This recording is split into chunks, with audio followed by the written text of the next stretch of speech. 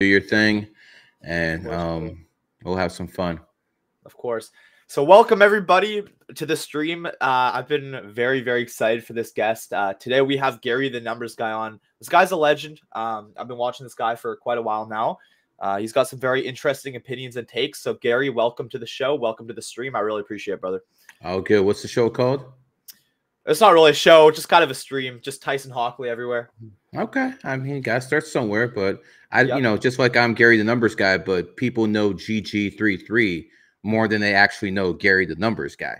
Yeah. So that's a way, for you to get clout off both names. You understand? Yeah. So you need to form like some kind of organization, just like Sneeko has Love Speech. Right. That way you can build from both. Mm-hmm. Oh, that's a Just good point. good That's a marketing. good point. How'd you start GG33? Like, how'd that come to start? Well, I started GG33 in 2011.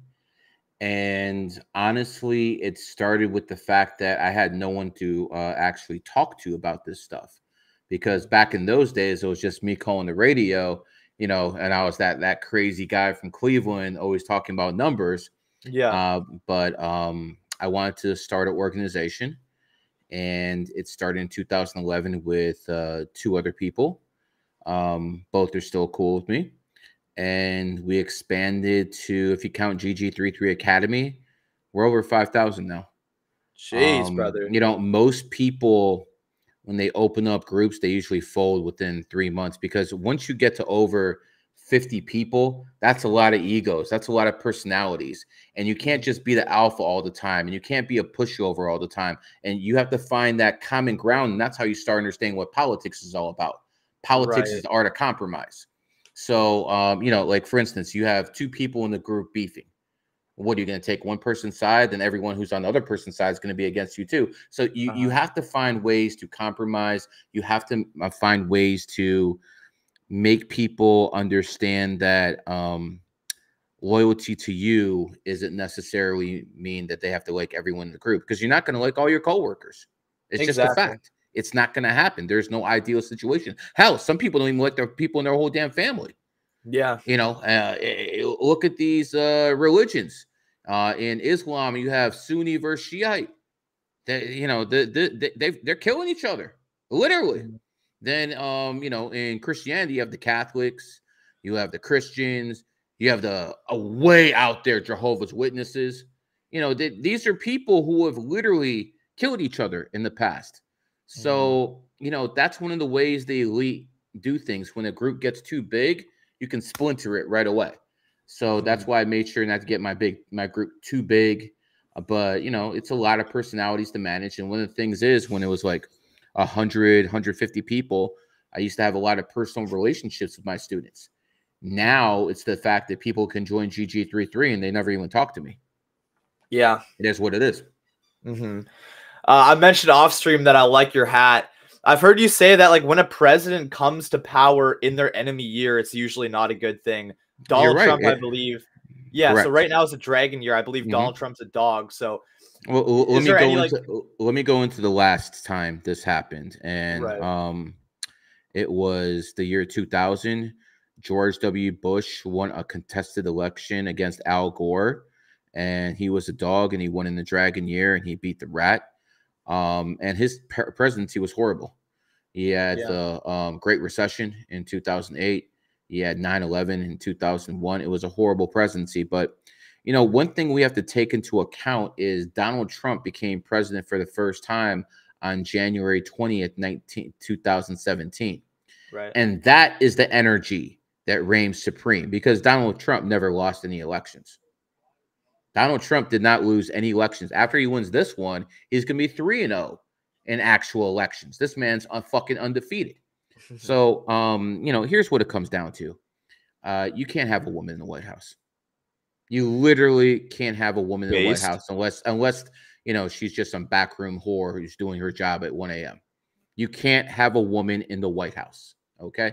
All jokes aside, again, I'm trying to be a little comedic here, but Yeah. women aren't meant to be in those positions. No matter how much brainwashing they give to you in the educational system, women crack under pressure. And yes, you can probably name 1, 2, 3 good leaders, women leaders throughout history. Out of how many thousands? What are the percentages? I mean, you know, I always tell people this. Don't trust me, trust history. The last united Korea was under a woman when the North and South Korea were together. They were a strong nation. They were a strong people until they had a woman in power, and then they broke up into two. And they have not been whole since. Hawaii used to be a separate nation, and it fell under a woman, and the Kingdom of Hawaii is no more. The Ming Dynasty was around for centuries until a princess came to power. Bye-bye. You know, right now in Sweden, they have unprecedented crime wave going on because they just have like rapid immigration coming in from third world nations, and these people just don't know how to act in civilized society. They've never been taught how to act in civilized society. And who allowed this to happen? Women. Like the ex-Swedish president and prime minister, who is a woman. So anytime you have women in power, I mean, we had this broad in the UK who lasted literally 40 days and she tapped out. 40 days and all of a sudden tapping out. This ain't for her.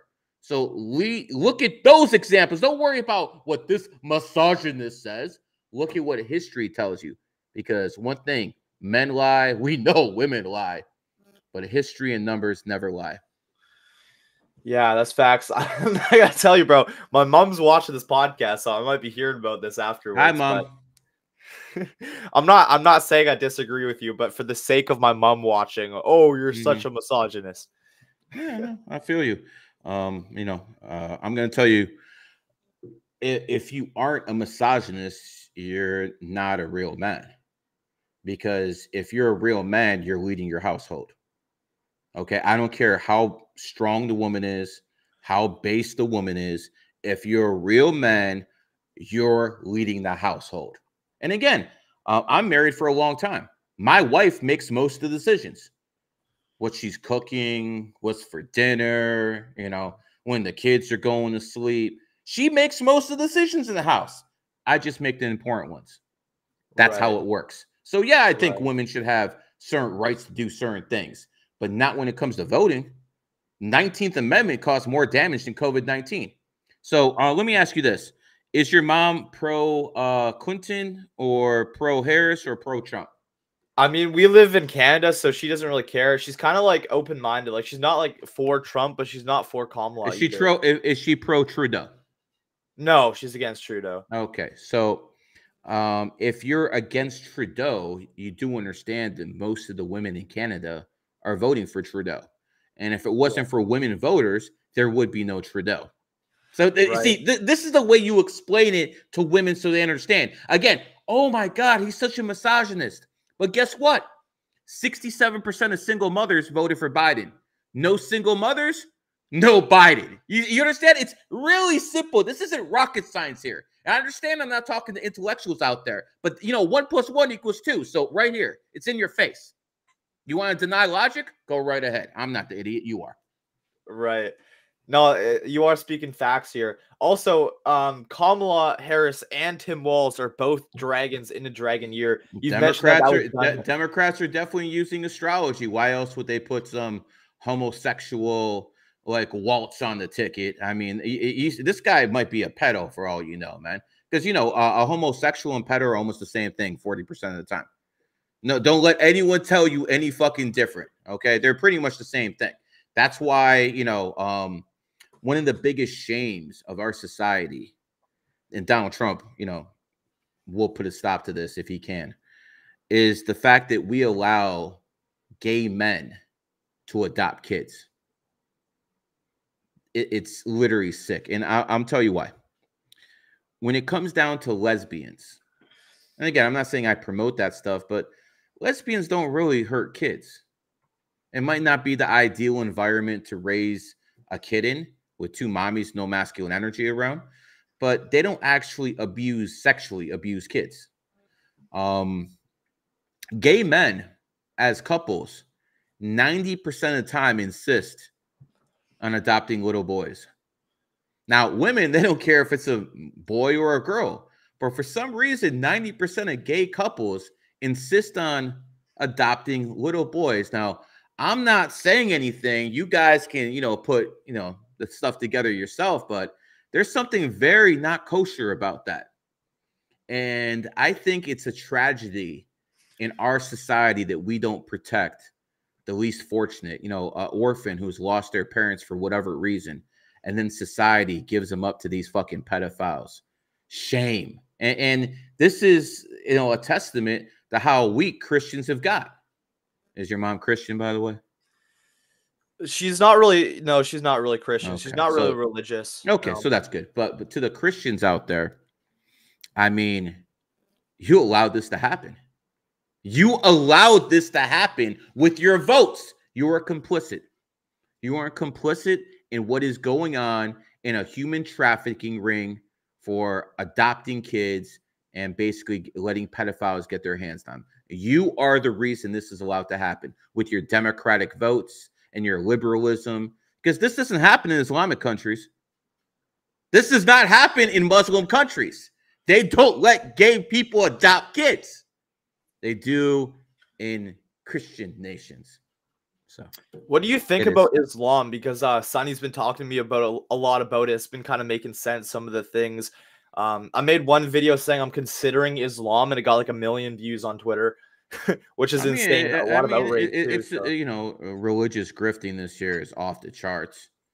Almost everyone is grifting religion this year. I mean, if you go to Twitter debates, it's always Christianity versus Islam. I'm going to tell you the same thing I told Sonny. If Christianity is kindergarten, then Islam's second grade. All right, it's that simple. Let me tell you something. I do respect a lot of the principles in Islam. I do not eat pork. I do not drink. Okay, but I don't do that for astrology reasons, not because of Allah. But I respect the fact that they don't do it either. I respect their core family values. I respect the fact that they have something called honor killings. Do you know what honor killings are? Honor killings, no. Okay. So say you're a father or a brother in an Islamic nation, and your mother or your sister or your daughter is a whore. I'm being dead serious. This is no joke. Then she's bringing shame upon your family, right? And you have to basically take care of it, and that is called an honor killing. The strength that it takes to do something like that is off the charts.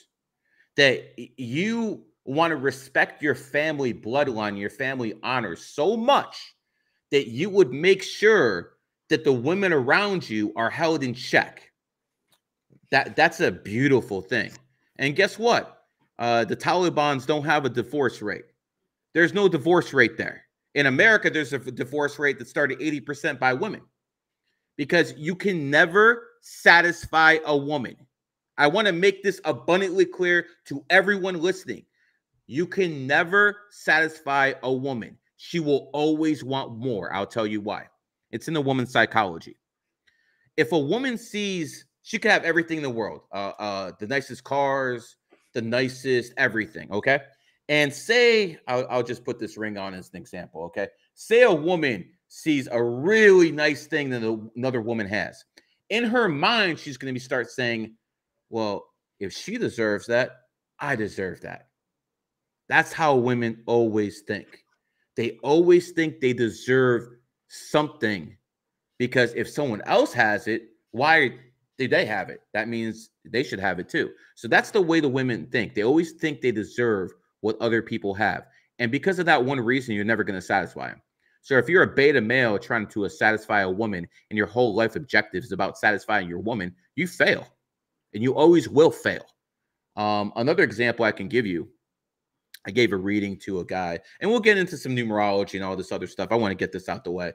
I talked to a guy about 2 years ago. I gave him a numerology reading, and he told me he left Japan to go to Indonesia because his wife wanted to move back to Indonesia because that's where she's from. So he sold his business. He did everything. He moved back to Indonesia. He started the business there. They're there for about 18 months. And then all of a sudden, the woman decides she wants to move back to Japan. Well, the guy's like, wait a second. I basically changed my whole life coming down for you. I can't just move. I have a business here now. I got to support you. Well, the woman said she wanted to move.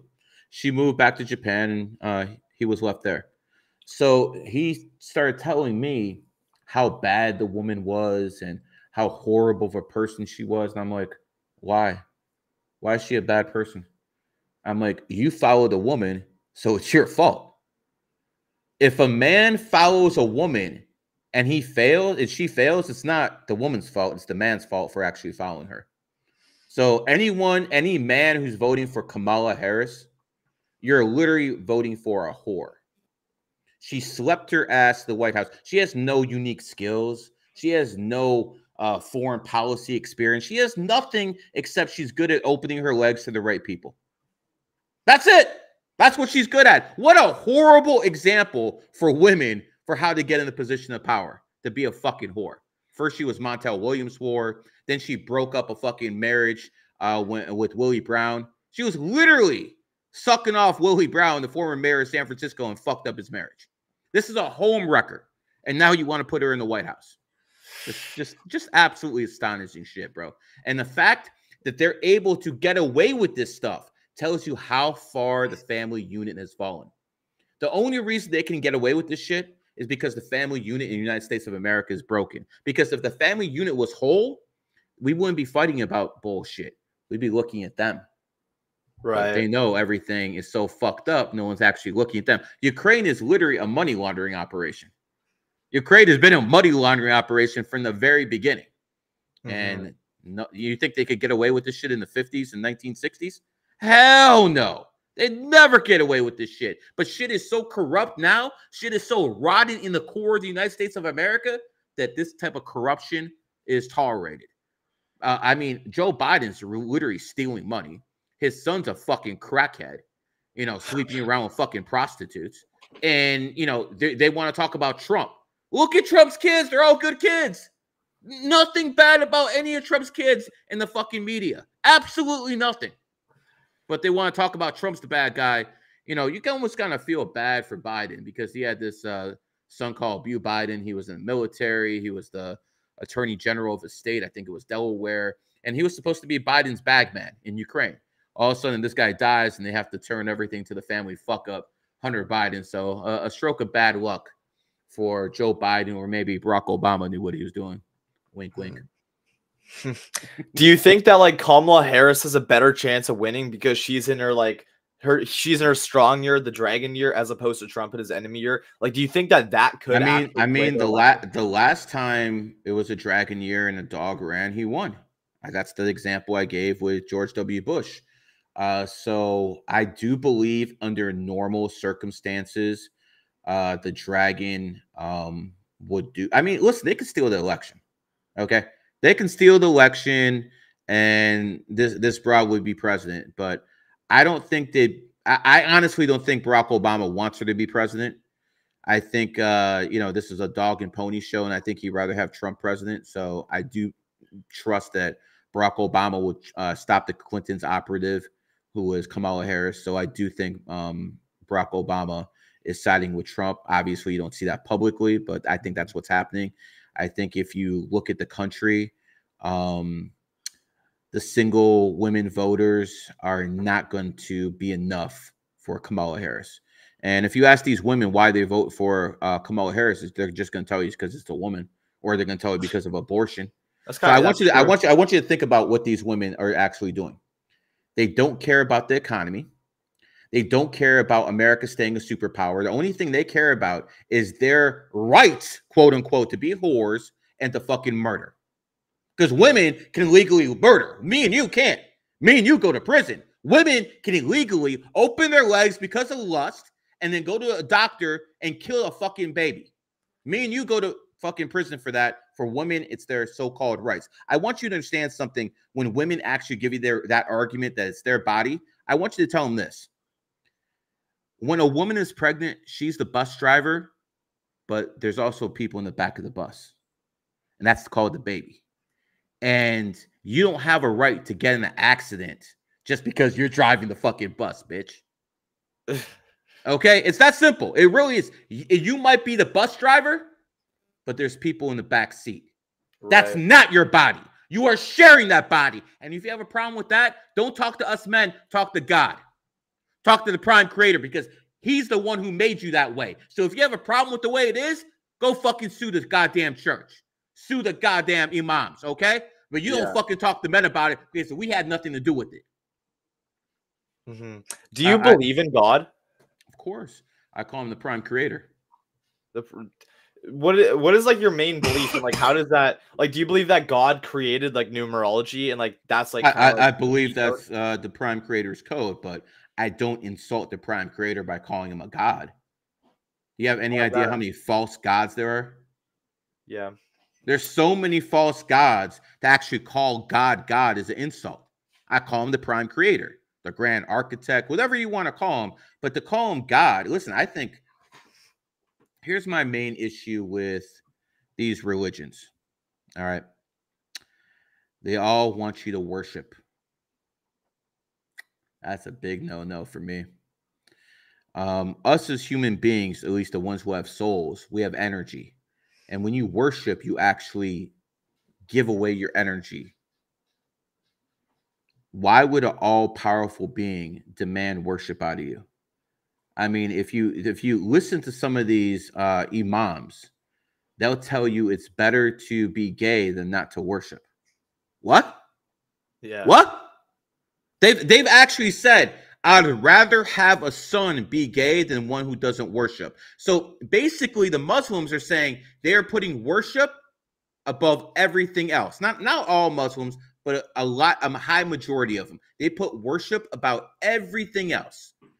If, let's say you're a father, if you bring a child in this world, do you want that kid to worship you all day? No. No. Then why would our Father put us on this planet to worship him? He wouldn't. So anything that demands worship, or Christianity and Islam, I got a big issue with that. Because my belief is a real prime creator, quote unquote God, would never demand worship, but a false one would. So it's my belief that what these people are praying to are actually demons, because demons actually want to siphon your energy. That's why, they give you that big sale in Christianity and Islam that you can be a murderer, you can be a rapist, but as long as you accept Jesus Christ as your Lord and Savior, everything's forgiven. That's not how it works. They'll tell you in Islam, you could be a murderer, rapist, but if you accept Allah as your Lord and Savior, everything's forgiven. Wrong. You know what? It's not Christ is king, it's karma is king. And if the prime creator does have a son, it's that bitch called karma. Because my belief of everything I've seen in my life is the prime creator doesn't interfere. He throws you on the deep end of the ocean and he sees what you do. Are you going to sink or swim? Did you, if you're a good looking woman, like a 5 life path of numerology, did you use your looks to manipulate guys to get money out of them? Were you a whore just so you could get money? Were you selling your shit on OnlyFans so fucking a bunch of beta males could jack off on you? Guess what? That's real bad karma. You failed your reincarnation. Are you an 8 life path man who will basically steal and murder to get money?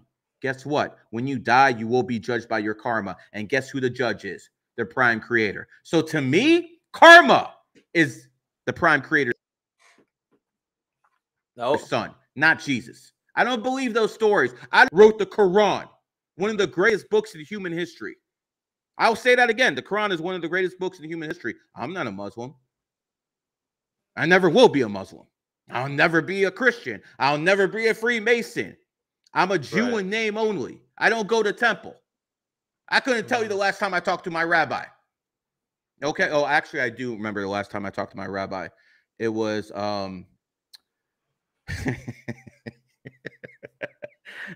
it was 2000, I think around 18, and they had a nightclub shooting in Orlando. A gay nightclub got shot up, and I asked the rabbi, you know, how many kids do you think were spared from being molested because that happened? So that was the last time I talked to my rabbi. I think he found that a little bit, it is what it is. But the fact is, I don't believe in Islam or Christianity. I believe in some of the tenets of Islam and Christianity. I believe in Sharia law. Sharia law is a beautiful thing. Women should cover up. Women should cover up, because think about it. What is the only power women have? They all of a sudden they have this right to vote, and they go out and they make their own money. What happens? They're selling this shit on OnlyFans. All the women with big followings on IG are literally fucking half naked. So to empower women, they always empower their sexuality, which basically turns people into simps. So we need women to cover up so men aren't simps and they can actually go out there and have families. Think about all the lost genetic codes, because not everyone in the world is like Andrew Tate. Not everyone in the world is like Dan Bilzerian. You're not going to have fucking 20 bitches around one guy. That doesn't work for everyone. As a matter of fact, did you know 40% of men don't even have babies? Really? But yet 83% of women do have babies. So I want you to do the math. Again, 83% of women do have babies, right, and 60% of men have babies. That means women are fucking multiple men. And most men aren't getting any ass. Those are the OnlyFans subscribers. You understand? Right. And most of those guys will be like, yo, these guys are simps. The women are just fucking making a bag off it. It's all good. Let me tell you something. If you look at most of these goddamn men who are paying for OnlyFans, they were raised by single mothers. They had no fucking fathers around. You see how the cycle regenerates? Women have fucking babies with no men. These men grow up to be beta males because no fucking woman can teach a man how a boy how to be a man. Damn, I fucked that clip up. Anyways, it is what it is. But at the end of the day, what I'm basically trying to say, women have a role, men have a role. Women need to stay at home and take care of the household. And it's important that women are religious. It's not important that men are religious. You don't need men to be religious. You need women to be religious. Because when women are religious, they're less likely to be whores. Right. There's some good questions here. First, I just want to say, chat, is Gary clear for you? Because you're still kind of pixelated. I want to know, the viewers at home, can you guys see Gary clearly? Let me know in the chat. Here's a good question too. Do you think that Nick Fuentes is a Fed? Yes. He goes in people's streams and he completely destroys them. I can't listen. I'm not gonna. I know a lot of people. People know who I know. I'm not gonna go into names, but he fucked up a lot of people's bags. Yeah. I'm just gonna tell you that right now. And if you're at that point where you might be able to have him on, and it won't affect you that much. Mm-hmm. But if you're really big and you have him on, you're automatically canceled. Yeah, that's true. And I honestly believe that you might not remember how what's his name? Ben Shapiro made it big. He was on with Piers Morgan, and he literally obliterated him in a debate on guns. Yeah. And after that, he got very famous. I believe Pierce basically put him on. I think that was all a setup to make Ben big.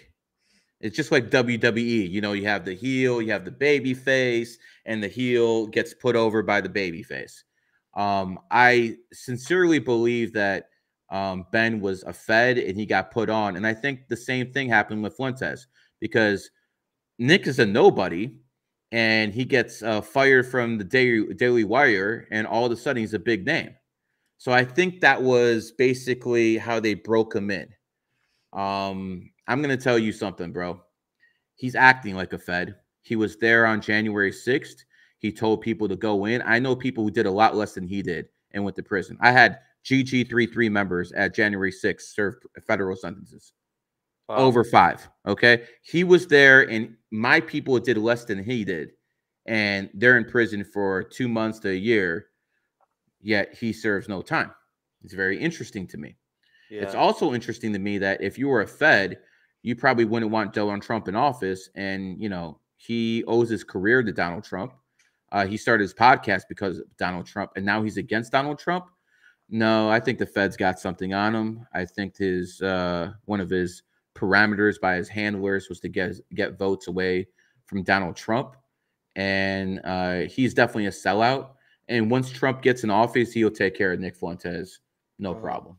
And you know, these groypers, if all they did was talk about Israel and Israelis and Zionists, they have a legitimate point. Israel and Zionism has caused a lot of destruction in this world. There's no doubt, from feminism, to homosexuality, to communism, all sorts of garbage. But listen, Sneeko is a man of color, and he's a Muslim. He became a millionaire. Myron's a millionaire. Fresh is a millionaire. These people made it in spite of Zionism. There's still people who made it to become millionaires in spite of Zionism. So you can't blame all your problems on them. If you're broke, you can't get a hoe. That's not the Zionist fault, my dude.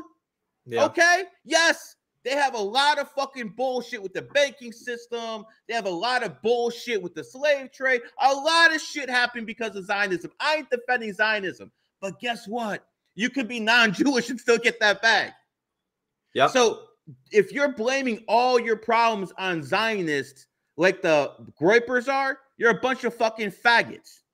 Because at the end of the fucking day, you couldn't make it in a capitalistic society because you're a fucking loser.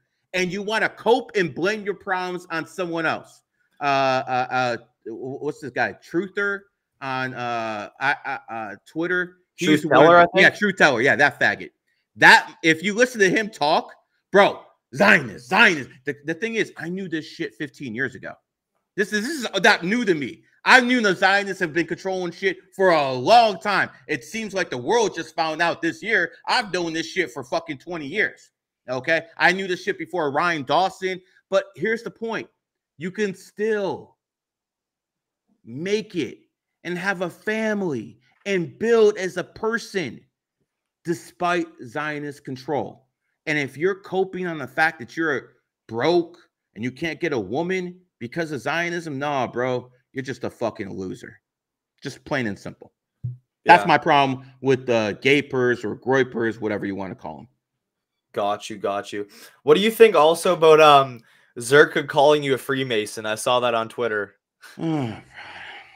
Listen, Zherka's on drugs. You know, I used to be Zherka's manager. That I mean, shit, dude.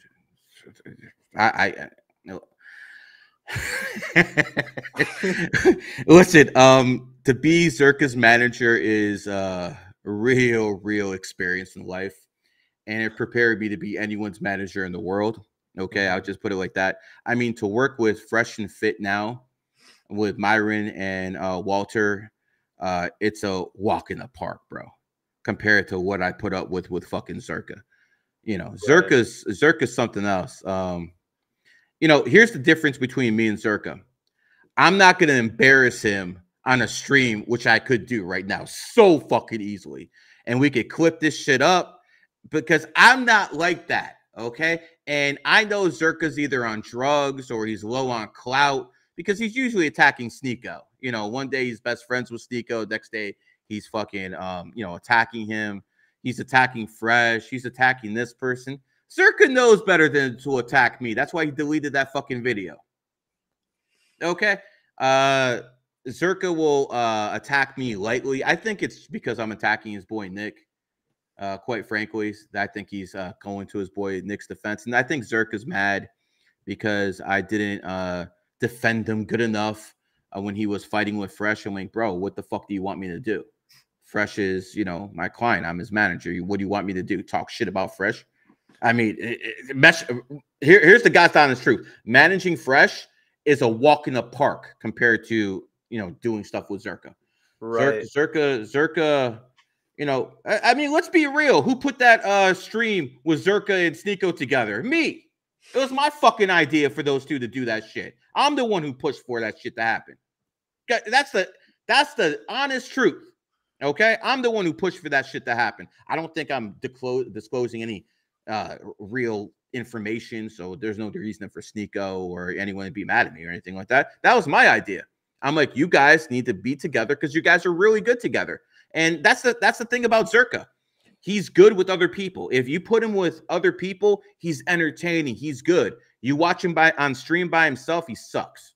Okay, he's not one of those guys who can hold a stream by himself like Myron can, Andrew Tate can. They can hold a stream by themselves. Zherka works best with other people. You put him around other people, Zerka's fucking gold. But if he has to do that shit himself, I'm turning the other channel. No one wants to watch his ass. He's fucking boring. Zherka, if you watch the NBA, Zherka's like a dude who like slam dunks it, but you need someone to alley-oop him all the time. He can't do it himself. I mean, some of his streams in his room are like some of my favorite streams when it's just him like talking about esoteric knowledge and like psychology, and then he also talked about numerology and stuff too. Yeah, like honestly, I wonder where he got that from.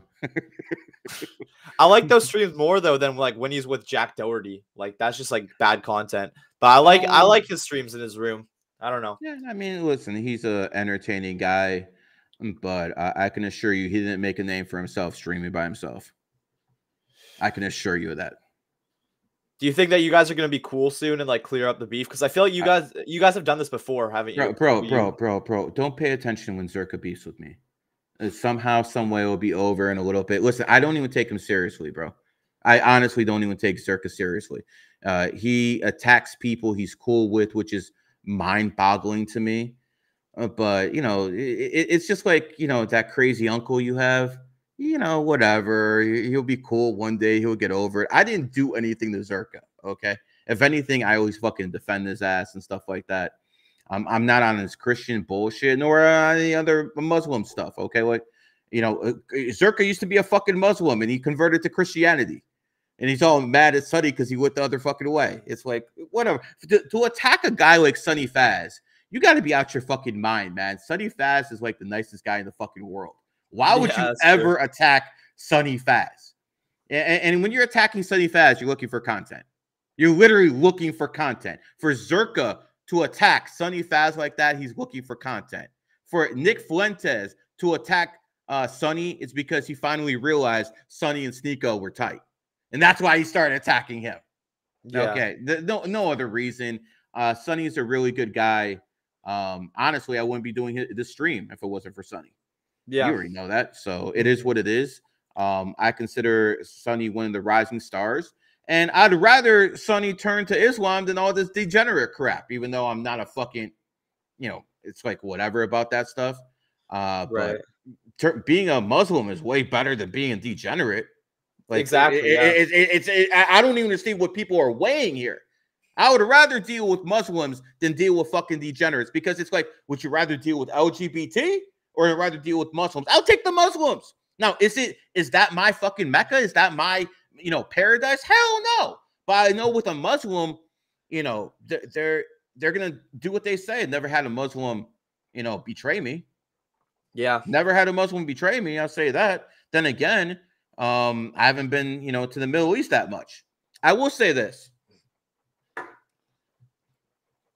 I might make some people upset, but I don't give a fuck. Malcolm X was a racist before he went to Mecca and he saw white Muslims. Once he came back from Mecca and he saw that there are white Muslims, he wasn't racist anymore. And that's part of the reason why Louis Farrakhan and the Nation of Islam had him killed, because they make money off racism. Plus, they're behind his stooge. Oh, yeah, 100%. Malcolm X had bodyguards that weren't there the day he was killed because the police pulled him over and stopped him. So the police and the FBI made a deal with the Nation of Islam that we'll take care of the bodyguards. You just make sure you kill them. So that's one of the times that the police and the Nation of Islam actually work together. So it basically shows you it's a Zionist front. I could tell you a few things about the Honorable Elijah Muhammad and all this stuff because I've studied Islam. I know there's different sects. I would tell you this: if you're thinking about converting to Islam, understand this, that some people need to be afraid of something to do the right thing. Some people need to fear something to do the right thing. I don't need a 25-year, 100-year-old book to tell me not to steal and not to rape and not to cheat on my wife. Some people need that so they fear something so they don't fucking fuck up. If you're one of those people who you believe you need to fear something in order to do the right thing, then, you know, Islam's perfect. If you're one of those people who know the difference between right and wrong, and you don't need a cope and you don't need a crutch, like, oh, I'll be punished if I don't, then you can rise above Islam. So here's the thing.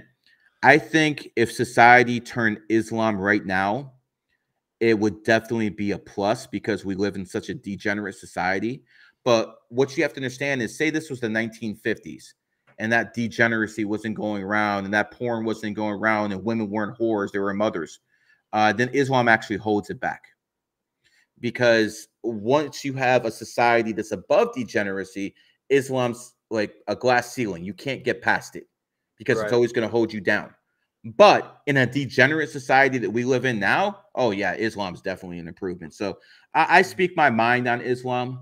Obviously, I think it's better than what we have now, but I don't encourage people to become Muslims unless they're 9 life paths. It is what it is. It's just a joke. But you know, Sonny's born in the year of the goat. Goats are very religious, so this is not a route that I'm surprised he went. Sneeko is the 8 life path. 8s love religion.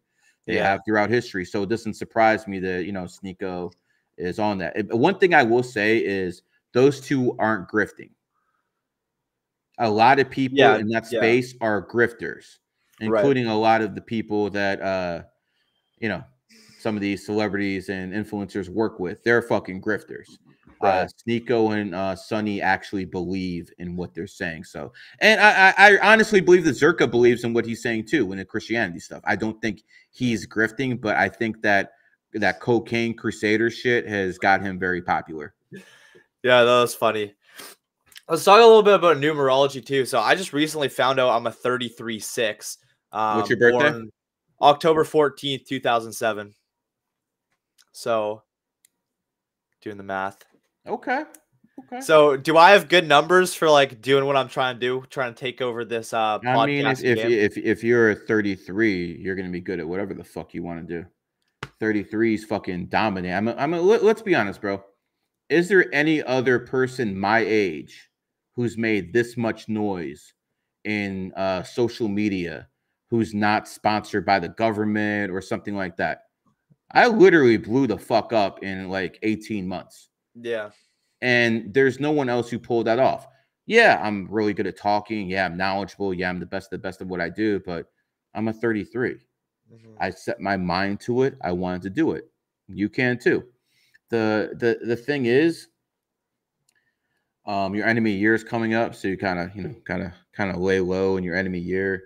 Don't have too many beefs. Still do what you need to do in life, but don't make any huge moves in your enemy year. That usually backfires on people. You might get this huge opportunity. It's basically a trap. So, you know, stuff like that. I mean, listen, enemy years are real as fuck and friend years are real as fuck. I mean, let's take everyone's so-called hero, Andrew Tate. Andrew Tate is born in 1986, the year of the tiger. His kickboxing career ended in 2016. 2016 was the year of the monkey.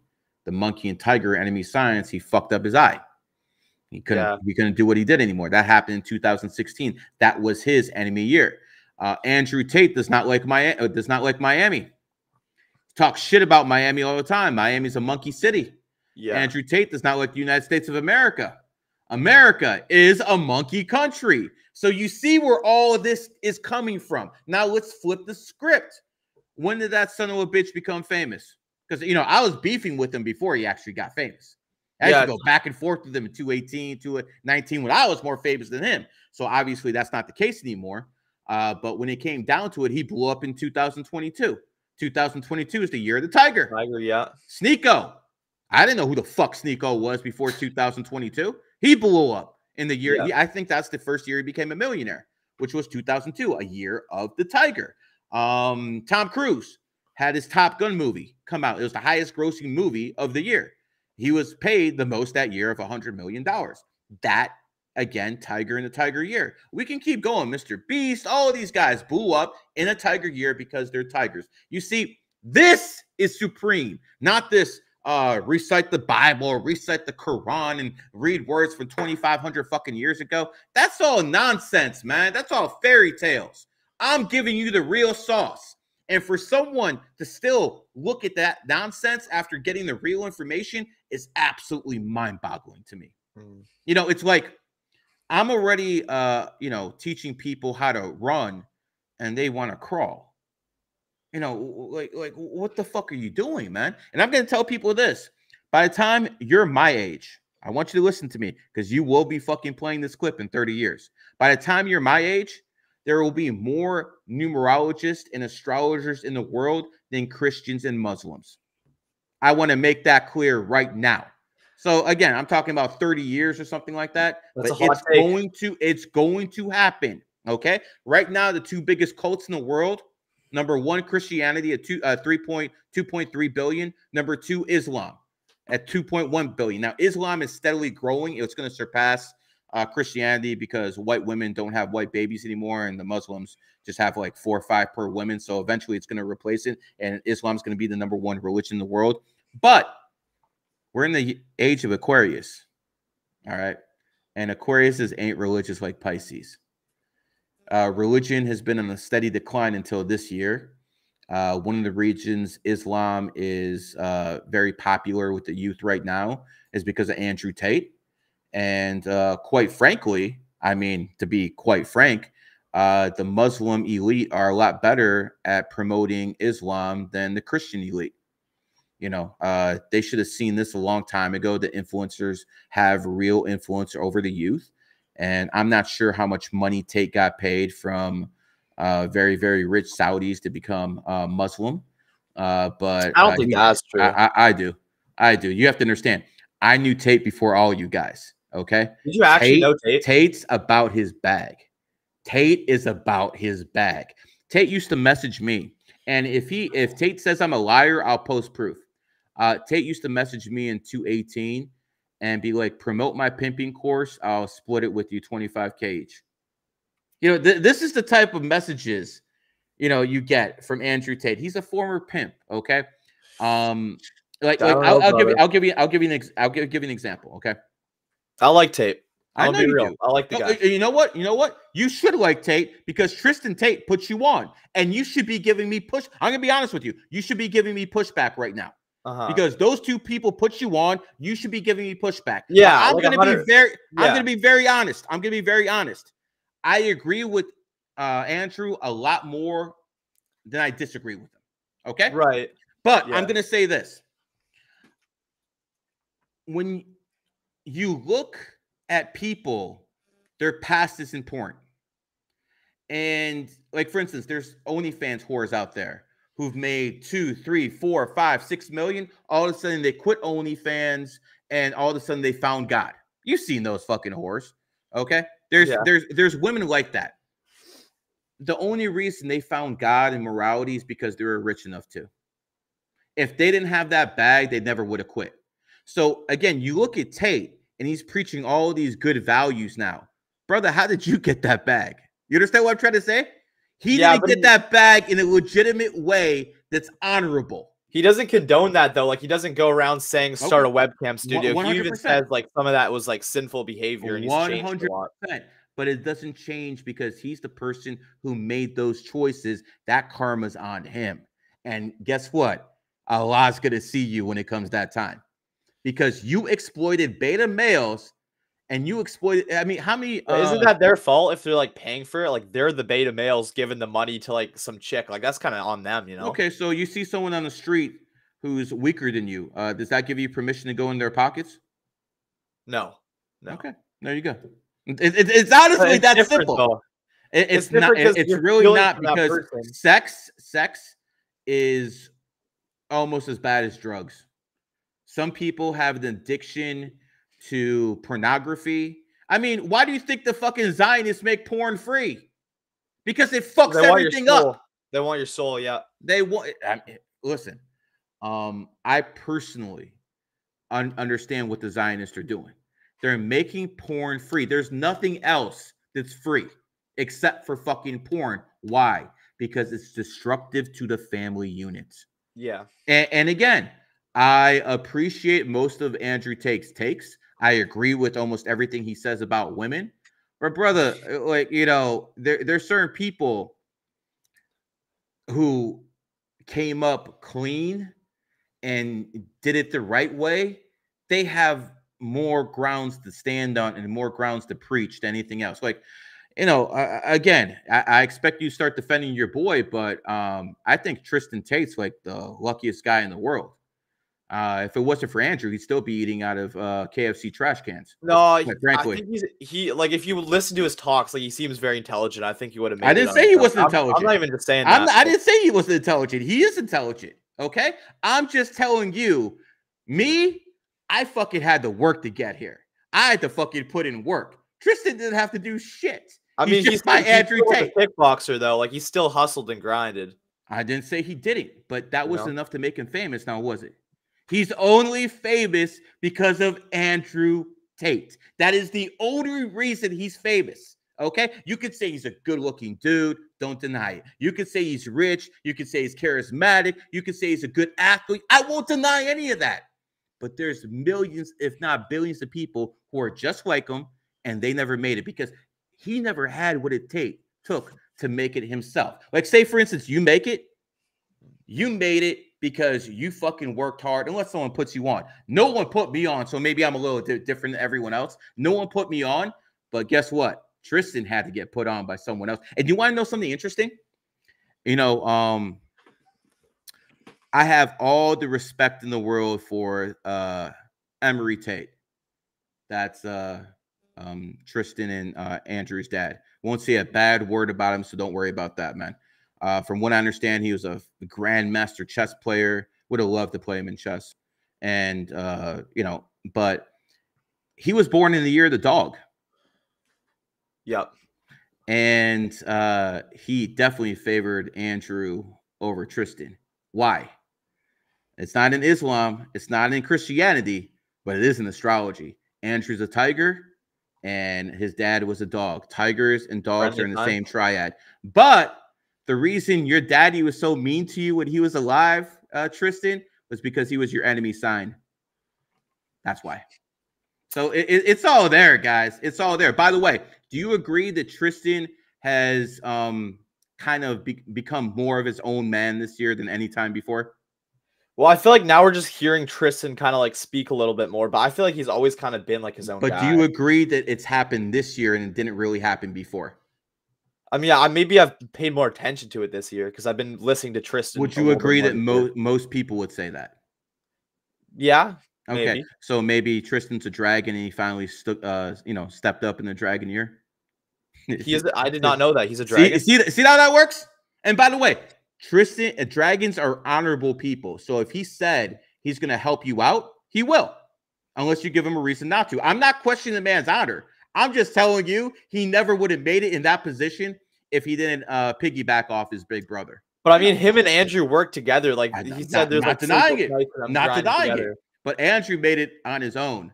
Tristan made it on his coattails. I mean, they did the webcam business together, and if you're arguing that's what made them rich, then technically that's like a 50-50. I didn't say that he didn't help him become rich. I didn't say there weren't loyal brothers. All I said is he didn't have what it took to become an influencer by himself, and he had to ride Andrew Tate's coattails. But, you know, they really have a good thing going here because, Tristan's never going to be a Muslim, and Andrew is a Muslim. So no matter if you're a Christian or a Muslim, you can pick one brother. So they got the marketing going great, man. This is real Kane stuff, real good stuff. So they're doing really good marketing. If I had a brother and we're both influencers, I would make sure I was Muslim and he was Christian so we could get both of them. That's great marketing, in all honesty. Do you think that's really what they're doing, though, or do you think they like genuinely just have like if you don't think they had that conversation before Andrew turned Muslim, you're very naive. These are very calculating individuals. See, by you saying that, you're basically trying to say that they don't think ahead. These are two very calculating people. Trust me when I tell you, they've done this. They've worked out everything. The worst move that Tristan and Andrew did was they both went back to Romania from Dubai. It should have only been one of them. So if one of them got arrested, the other one could have been the mouthpiece. That was the worst decision they made. I mean, Tristan does say that like if Andrew goes to jail, he wants to be right there with him though. They want to be together. That's macho bravado. That's nonsense. You can do more from the outside than you can do from the inside. If your brother's on the inside, you want to be on the outside. Stop. Listen. I met Jay Waller. I think Jay Waller is a good guy. I think he's I know he's a very well connected guy. But Jay Waller doesn't have Andrew Tate's mouthpiece. He doesn't have Tristan's mouthpiece. He doesn't have those qualities. He's a very intelligent man. Won't say anything bad about him. But he's not those guys. And he was the one guy who started stepping up in their group when both those guys got arrested. I understand that Sneeko did a little bit and, Myron did some, but he was the one guy who was trying to fill in the shoes as like a replacement for them. And he didn't have what it takes to be up to par. They needed someone better, and it would have been a lot smarter if, there's a reason the vice president never travels with the president on the plane. In case something happens, one of them's still there. So that was a bad mistake on their part. I think if they're honest with you, they'll admit that themselves. Yeah, I don't know. I feel like this whole thing, like your opinion on the Tates and mine, I feel like we just have to agree to disagree because, like, I feel like they've had a really good message for like kids my age. And also, Tristan Tate told me once I reach 100K on Rumble, he will do my podcast. And again, I believe him. I don't think there's any reason for you not to take him at his word. From everything I mean, we have the same friends, for God's sake. But again, going back to Jay Waller, when Jay Waller couldn't, fill those shoes when both those guys were locked up, Suleiman had to. Suleiman basically came out of nowhere to start defending the Tates because no one else had that ability to do it. I mean, there was others like Rory Sinnott, Will Pujols. There's a couple of them. Lightweights who did not have the charisma, did not have. Suleiman's at half 600,000 on Twitter because he knew exactly when to step in and knew exactly what to do. That is a very intelligent individual. And if you want to discuss Islam with someone from a more philosophical area, that's who you should go to, because all these other guys are going to try to convert you and give you the dawah and stuff like that. He'll actually talk to you about numerology and Islam and stuff like that because he's a little bit more base when it comes to stuff like that. Right. And again, I get along with so many of Andrew and Tristan's things. The thing is, I have no actual issues with Tristan. Me and him went back and forth, but Andrew, me and him have a history from before he was actually famous. He knows he's a lot smarter. He knows not to attack me because he knows I'll go straight at him. So it is what it is. Good luck to them. I just, the same way you look at women's past, I look at men's past, and the way he got there wasn't very kosher. I also want to say I don't actually believe that he's a full-fledged Muslim because he was on Twitter saying, if you have a good idea, I'll fund it, but you have to pay me interest. What kind of Muslim says he wants interest for people? And, that's just, it's not, in Islam, it's haram to fucking charge people interest. So this is a guy who's pushing you to Islam, yet he's telling you he wants interest. Just complete nonsense. I mean, Sneeko said I live like a Muslim. Sneeko said that. So, I mean, he is right. My woman I married is a Muslim. She doesn't pray. Yeah, she doesn't pray. So if people think I'm anti-Muslim, I actually married a Muslim woman. But one of the reasons I did that is because, again, going back to the very beginning of the conversation, Muslims make sure their women aren't whores, and I married a virgin. And the chances of me finding a Christian or a Jewish virgin over the age of 18, you got a better chance of finding a needle in a haystack, brother, especially in the United States of America. I don't envy you guys, man. Guys your age in the United States of America, either they're whores or they're vaccinated, or they're all fucked up in the head, bro. Once a woman has over 10 bodies, trash, complete trash. She'll never be loyal to anybody. Yeah, no, that's facts. I kind of want to talk too more about like the 33. Like, what are like what is the best way that say like a 33 life path could like use that to the best of their abilities? Because I'm pretty sure that's the best number to have, right? I mean, best number is relative. It's the best number for influence. Yeah. I mean, I've influenced many people to be in numerology. I'm not sure if you remember what it was like before me, but you know, this was beta. This is all women shit. I literally converted millions upon millions of men into numerology and astrology before it was a woman's thing. So, you know, again, when you talk about 33s, we can talk about the Wright brothers, first in flight. We can talk about Thomas Edison with electricity. They can say that he stole that shit from Tesla all they want. The fact of the matter is it wouldn't existed without Edison. You know, we can talk about Dr. Joe Naismith starting the NBA. When it comes down to 33s, the main thing you have to understand about 33s, it's about influence. It's about influencing the public. And you have to decide how you want to influence them. I decided to influence them with conservative values mixed with numerology and astrology. That's what I decided was my niche, and that's what I was going at. You might decide it's a different area, but you definitely have to find something that you're passionate about and start influencing, because the worst thing you can do as a 33 is have no influence. That's how you fail. Yeah. You fail, you're in reincarnation.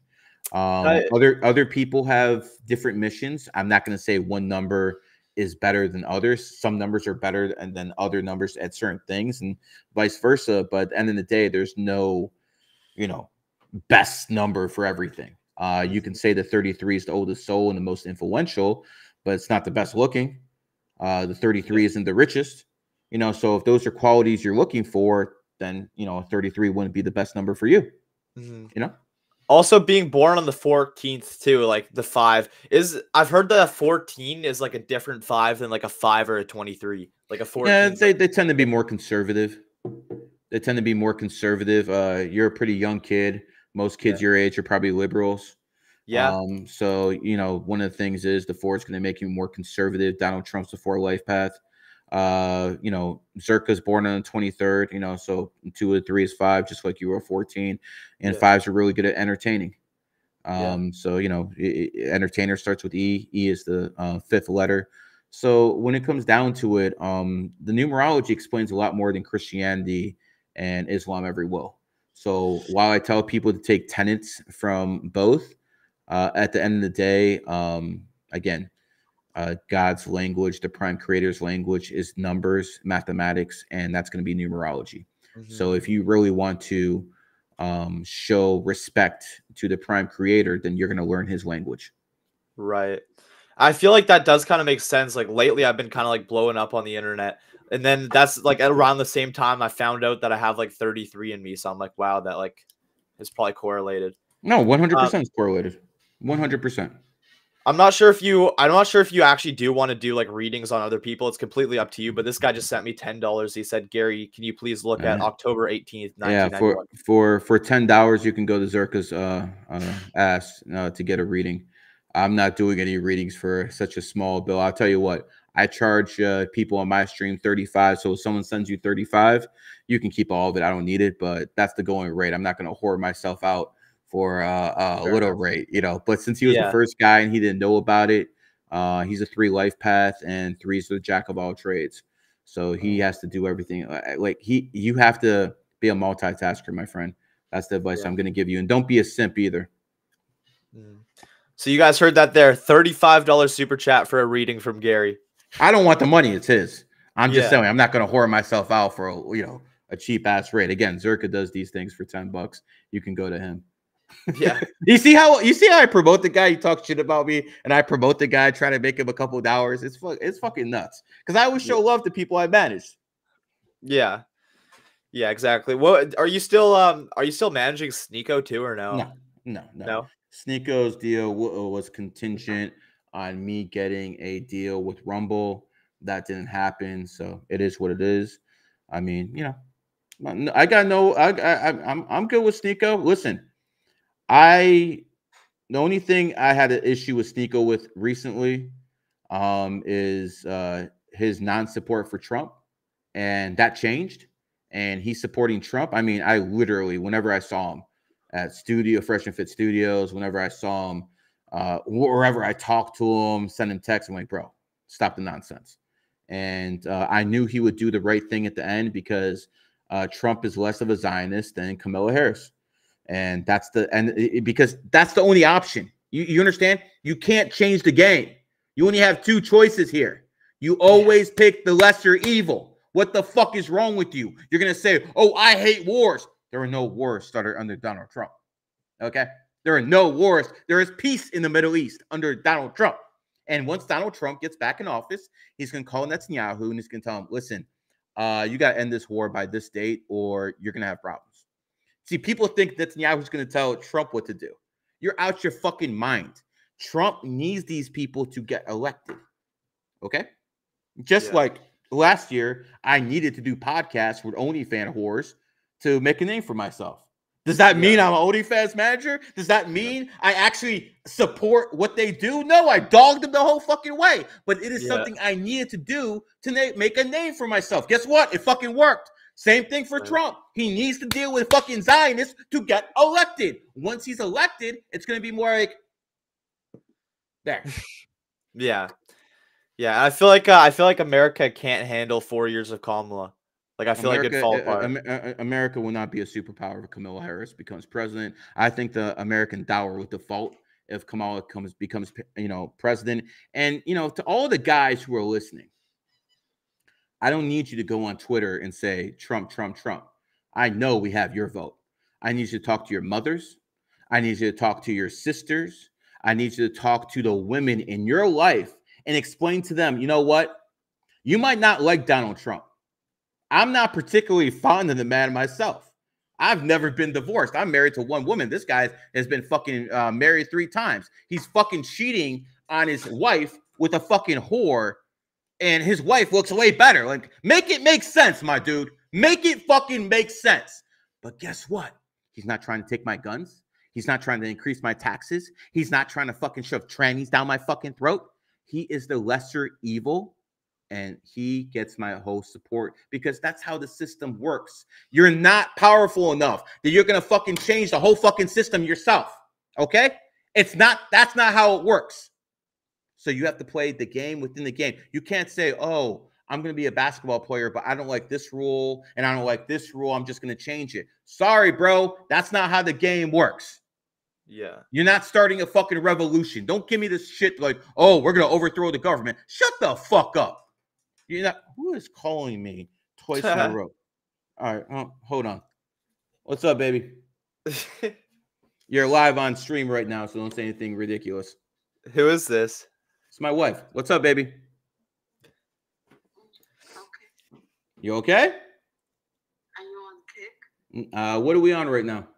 We're on YouTube, Rumble, Twitter, Facebook, and Twitch. YouTube, Rumble, Facebook, Twitch. Okay. Anyways, I'll talk to you soon, baby. Good night. Love you. We just gotta handle the wife. You notice how that took less than a minute? Yep. That's how you deal with it. You're less than a minute. Okay, Exactly.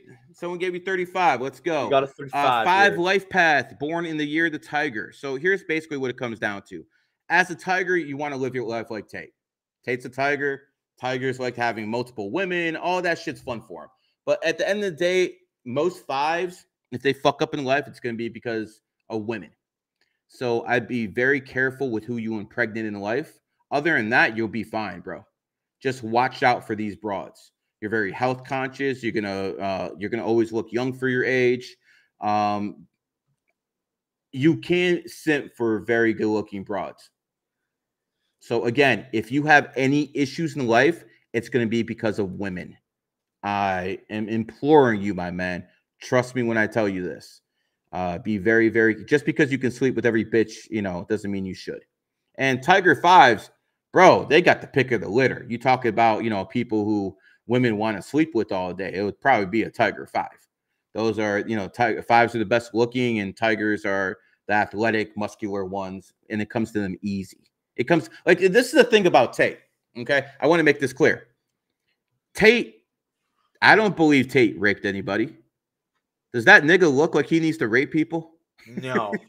Come on. Let's see. This is the difference between men and women, okay? I'm a man. I don't like Tate. That doesn't mean I'm going to lie.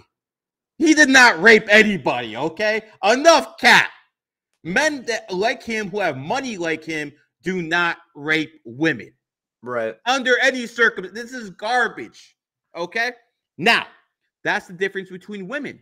If a woman doesn't like you, she hates the way you walk, the way you talk, the way you dress, every fucking thing about you. A man can dislike someone and still respect them. Mm-hmm. That's the difference. That's why you can never have a woman in a position of power. She's not able to make that distinction. It doesn't compute.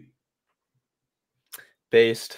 I also have a question too. Is 30 like different from a 3? Like, say you're born on the 30th, because I know people born on the 30th that like aren't very like big speakers or like communicators, but they're still born at 30th. It might take them a little bit more time to develop, but they'll get there. Yeah. Why is that? Like, is it like actually different? It is, but when you get to stuff like that, that's the stuff I make people sign non-disclosures for. So good questions, though. Good questions. I hope I don't leak anything too. You're not leaking anything, bro. You don't know anything to leak. You know that. Zherka, on the other hand, you gotta watch what you fucking tell Zherka. Yeah, I know. Gotta watch what you tell Zherka. That's for sure, man. It is what it is. Sneeko says he doesn't believe in numerology yet. When Aiden asked him how much you want for a kid contract, he said $8 million. Sneeko born on the 8th. Damn. Yeah. Okay, buddy. So again, that's not even a shot to Matt. He'll tell you numerology, astrology is demonic and shit like that. Get the fuck out of here, dude. You know, it is what it is. Sneeko is a great guy though, overall. I literally hang out or have relationships. I don't even hang out, just have relationships with a few people in Miami. The people I manage. I want to listen to guys who look like Zherka or Tate about how to get women. What the fuck are you trying to teach me how to get women, Zherka or Tate? You look good. I want to see the ugly motherfucker who gets women. That's who I want to learn from. You understand? Never listen to a rich man who talks about getting women. He's got money. You listen to the poor man who fucking gets women, because that's real game. Yeah. And by the way, I got married to a dime piece when I was broke. We ain't the same. Yeah. Why is everybody saying rip YouTube channel in here? Did you actually say anything that's like bad for YouTube? I don't think so.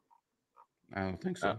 I don't think. Yeah. Maybe. I'm not gonna repeat it, but maybe saying the F word about like everybody in Miami, which I'm not even saying that you're wrong, but YouTube just kind of YouTube tweaks out about that. You know how it is. Yeah, you might want to just deal with me on Rumble. Yeah. Yeah, it might be a better idea, bro. God willing, we stay afloat. I'm thinking when I get a little bit older too, I want to go to Miami, because I feel like that's kind of like where everybody is. Like, I feel like Miami's kind of like where Florida's a snake state. You're a pig. Enemy signs. So if you go to Florida, stay either in Aventura, which is founded 2007 or 1995, or Fort Lauderdale. So if you're born in 2007 or 2019 or 1995, all pig years, the best place for you to live in Florida is Fort Lauderdale or Aventura. Got you. Those are suburbs of Miami. What would be like the worst thing that would happen if I went there, like, and it's like my enemy place? Like, what if I went into my enemy city in my enemy year? Would I just get like absolutely cooked? Well, I'll give you an example. I was in my enemy state, Ohio. And I was still a local celebrity. People knew who the fuck I was, but no one knew who I was outside of Cleveland, Ohio. It was literally the mayor, LeBron James, a couple football players in the Browns, and me. Yeah, that was the king of Cleveland radio. Like, when I was a little older than you, I was dominating Cleveland radio. And that was hard, because now almost anyone can be an influencer, but to get on the radio and to get a gig on the radio, that was difficult back then. I pulled that off. That's why this influencer shit is so easy, because I got the mouthpiece from doing the radio, and where you actually had pushback and stuff like that. But I was never a national star. and no one knew who the fuck I was outside of Cleveland. So being in my enemy state held me down. When I moved to Florida, my good state, based off energy, that's when you found out who the fuck I was, and that's when I fucking blew up. Right. And we have mentioned a couple times like that's good for you and not good for me. That's because you and me are enemy signs. Correct. Do you feel like can you feel like the enemy tension between us? Because I don't feel like any like enemy energy between us. No, listen, it's not like I don't deal with pigs, Uh, but I'll give you an example. Before I was married, I remember this one broad came into my buddy owned a Charlie Subs at the time, and my one buddy, I just went back there and just fixed my own sandwiches. This one bitch walked in, fucking, oh my God, gorgeous, just absolutely dime piece. And, she basically said she was in town for a few days, and she gave me her number. It was back in the days where cell phones weren't really prevalent. And I remember I asked her what her birthday was before she left, and she was born in the year of the pig. And as soon as she left, I took her number, I fucking ripped it up and threw it in the goddamn trash can.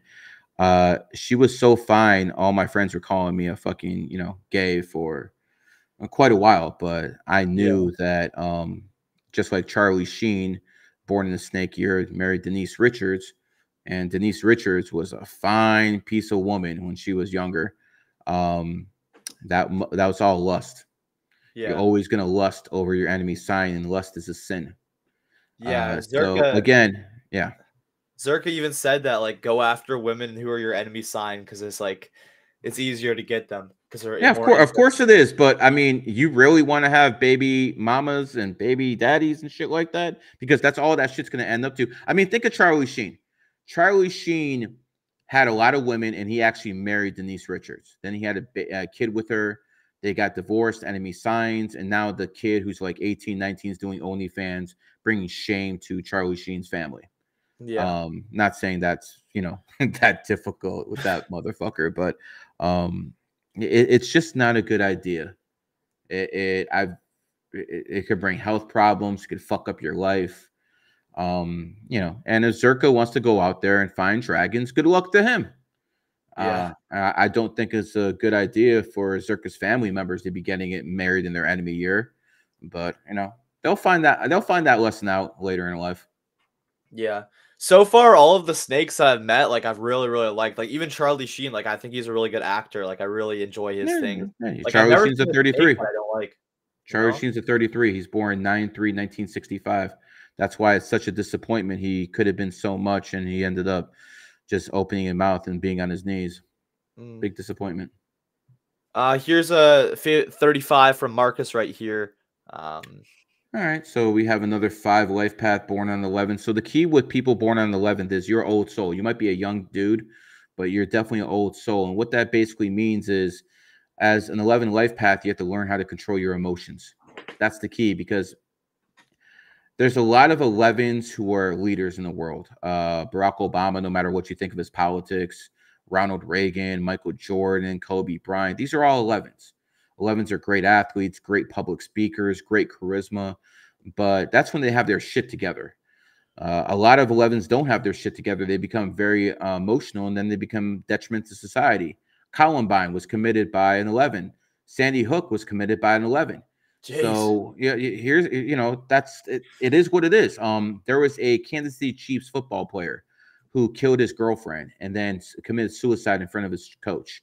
I didn't need his birthday to know he was an 11 life path. So at the end of the day, you want the real answers. It's not in the Quran. It's not in the Bible. It's in numerology and history. That's where the real answers lie. And if you want, and remember, if you ever go with the crowd, it's probably not a good idea. And the crowd is trying to push you either to Christianity or Islam. I'm trying to push you to common sense.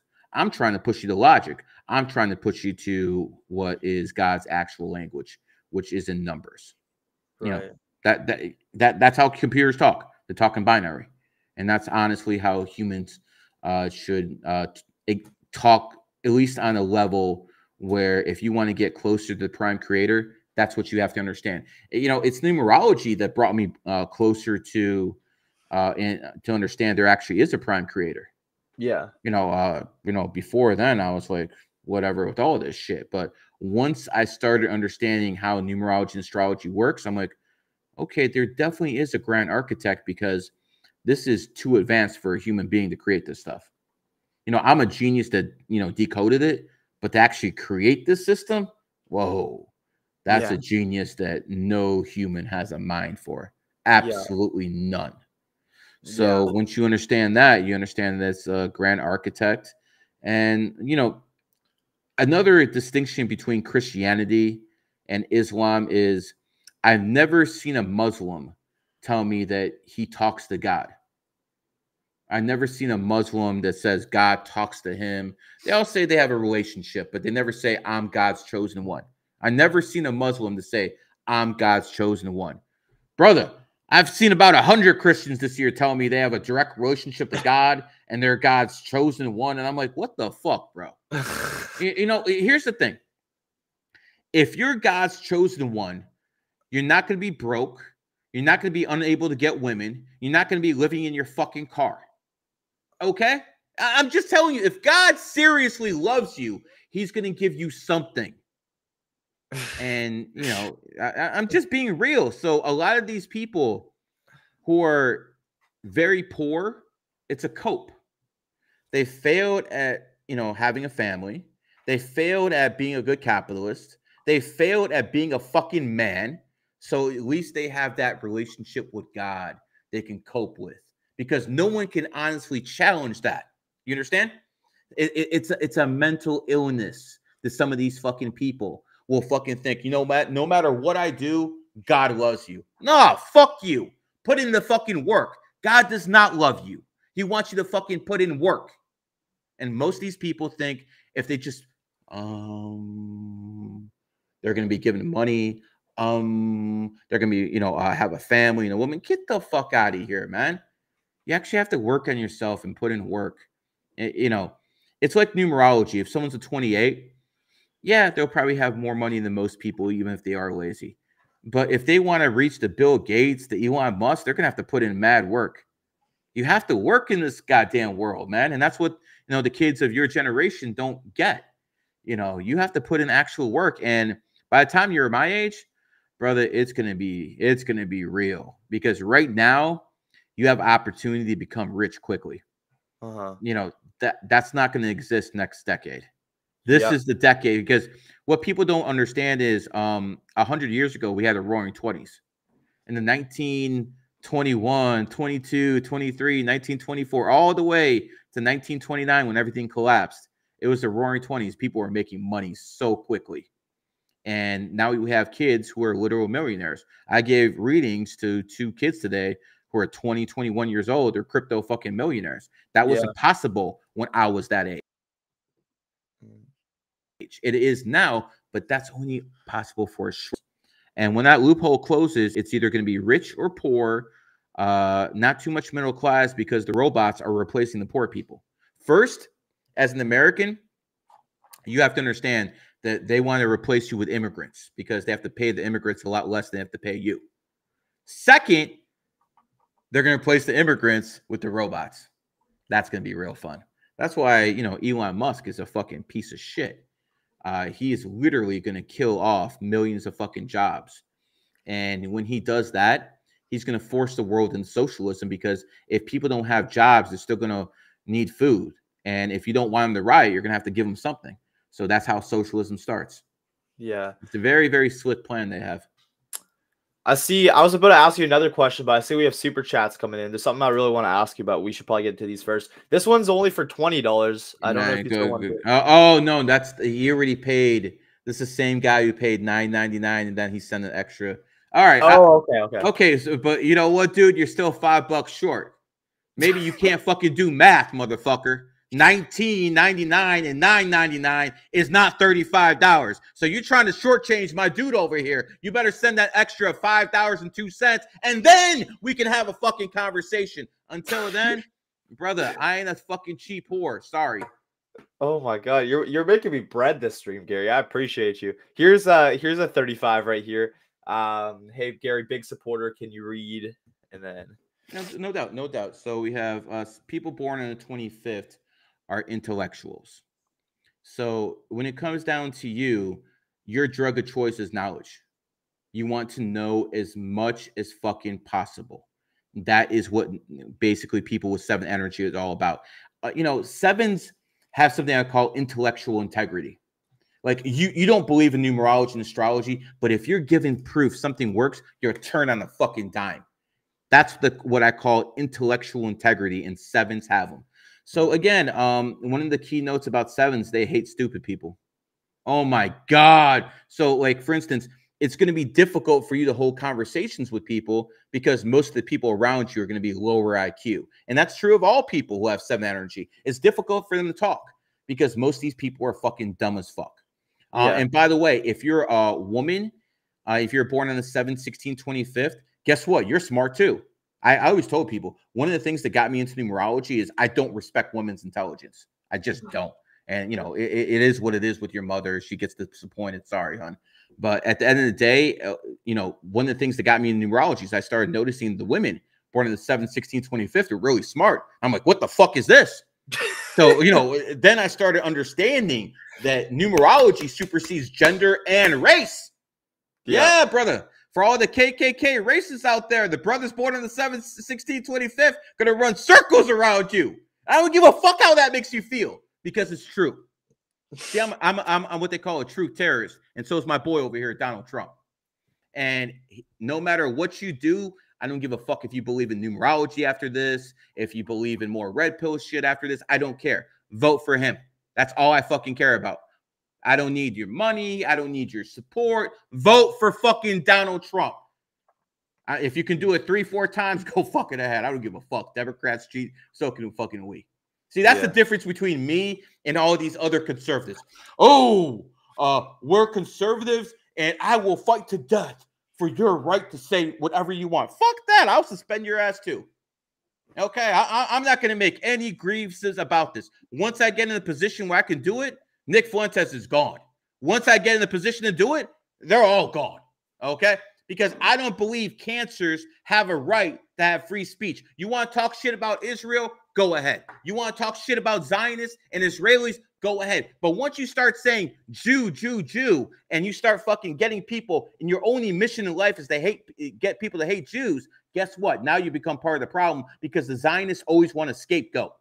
A scapegoat is always part of the problem. And if you're blaming Jews for everything, then you're doing exactly what the fucking Zionists want. So fuck you. Imagine being a fucking man and voting for Kamala. I'm sorry. I am fucking sorry. You're not a man. You're a bitch. Based. I have a question too. Can you inherit your parents' energy? Like my dad is an 11. Would I get some of that since I have his DNA? That's good questions, bro. Yes, really questions. Without going into detail, which I won't. Yes. Yes. Got you, brother. Genetics matter. It's not just numerology and astrology. It's genetics. It's environment. It's everything together. People over here start talking about Gary's atheist. Do I sound like a fucking atheist to you? No, because I'm talking about the prime creator all the time. Yeah, I'm not an atheist. Okay, that's stupid to be a fucking atheist. I also think it's as stupid as hell to get on your fours 5 times a day and pray to Allah. I also think it's stupid to go to fucking church on Sunday and pray to Jesus Christ. Listen, I don't believe in fairy tales. I don't believe in the tooth fairy. I don't believe Santa Claus fat ass goes down the fucking chimney to give me fucking toys. I don't believe any of that shit, okay? I don't believe any of it. So how are you going to convince me that a virgin had Jesus Christ? You out your fucking mind? A virgin had Jesus Christ? Brother, does it make sense that a virgin can have a kid? No, I feel like that's kind of the whole thing, though, is God planted the baby inside of Mary. Good stories, brother. Good stories like Dungeons and Dragons. None of that shit's real, bro. A whore could not get fucking pregnant without some dick. Okay, don't. I mean, artificial insemination, all this other stuff. But let's be real, guys. This is nonsense. Okay, someone did a shoot trap $4.99, but it had a ha ha ha. I Same guess guy here. I guess you're waiting for Zherka. Oh wow, he came back with another one. Okay, brother, I'll do the reading now. I'll do the reading since you got my boy over here a bag. And by the way, 50 Americans, a lot in Canada. So it is what it is. But let's go down to you. Okay, you're a 3 life path. So basically, your thing in life is about networking. You basically have to be the guy who knows everybody. That's your deal in life.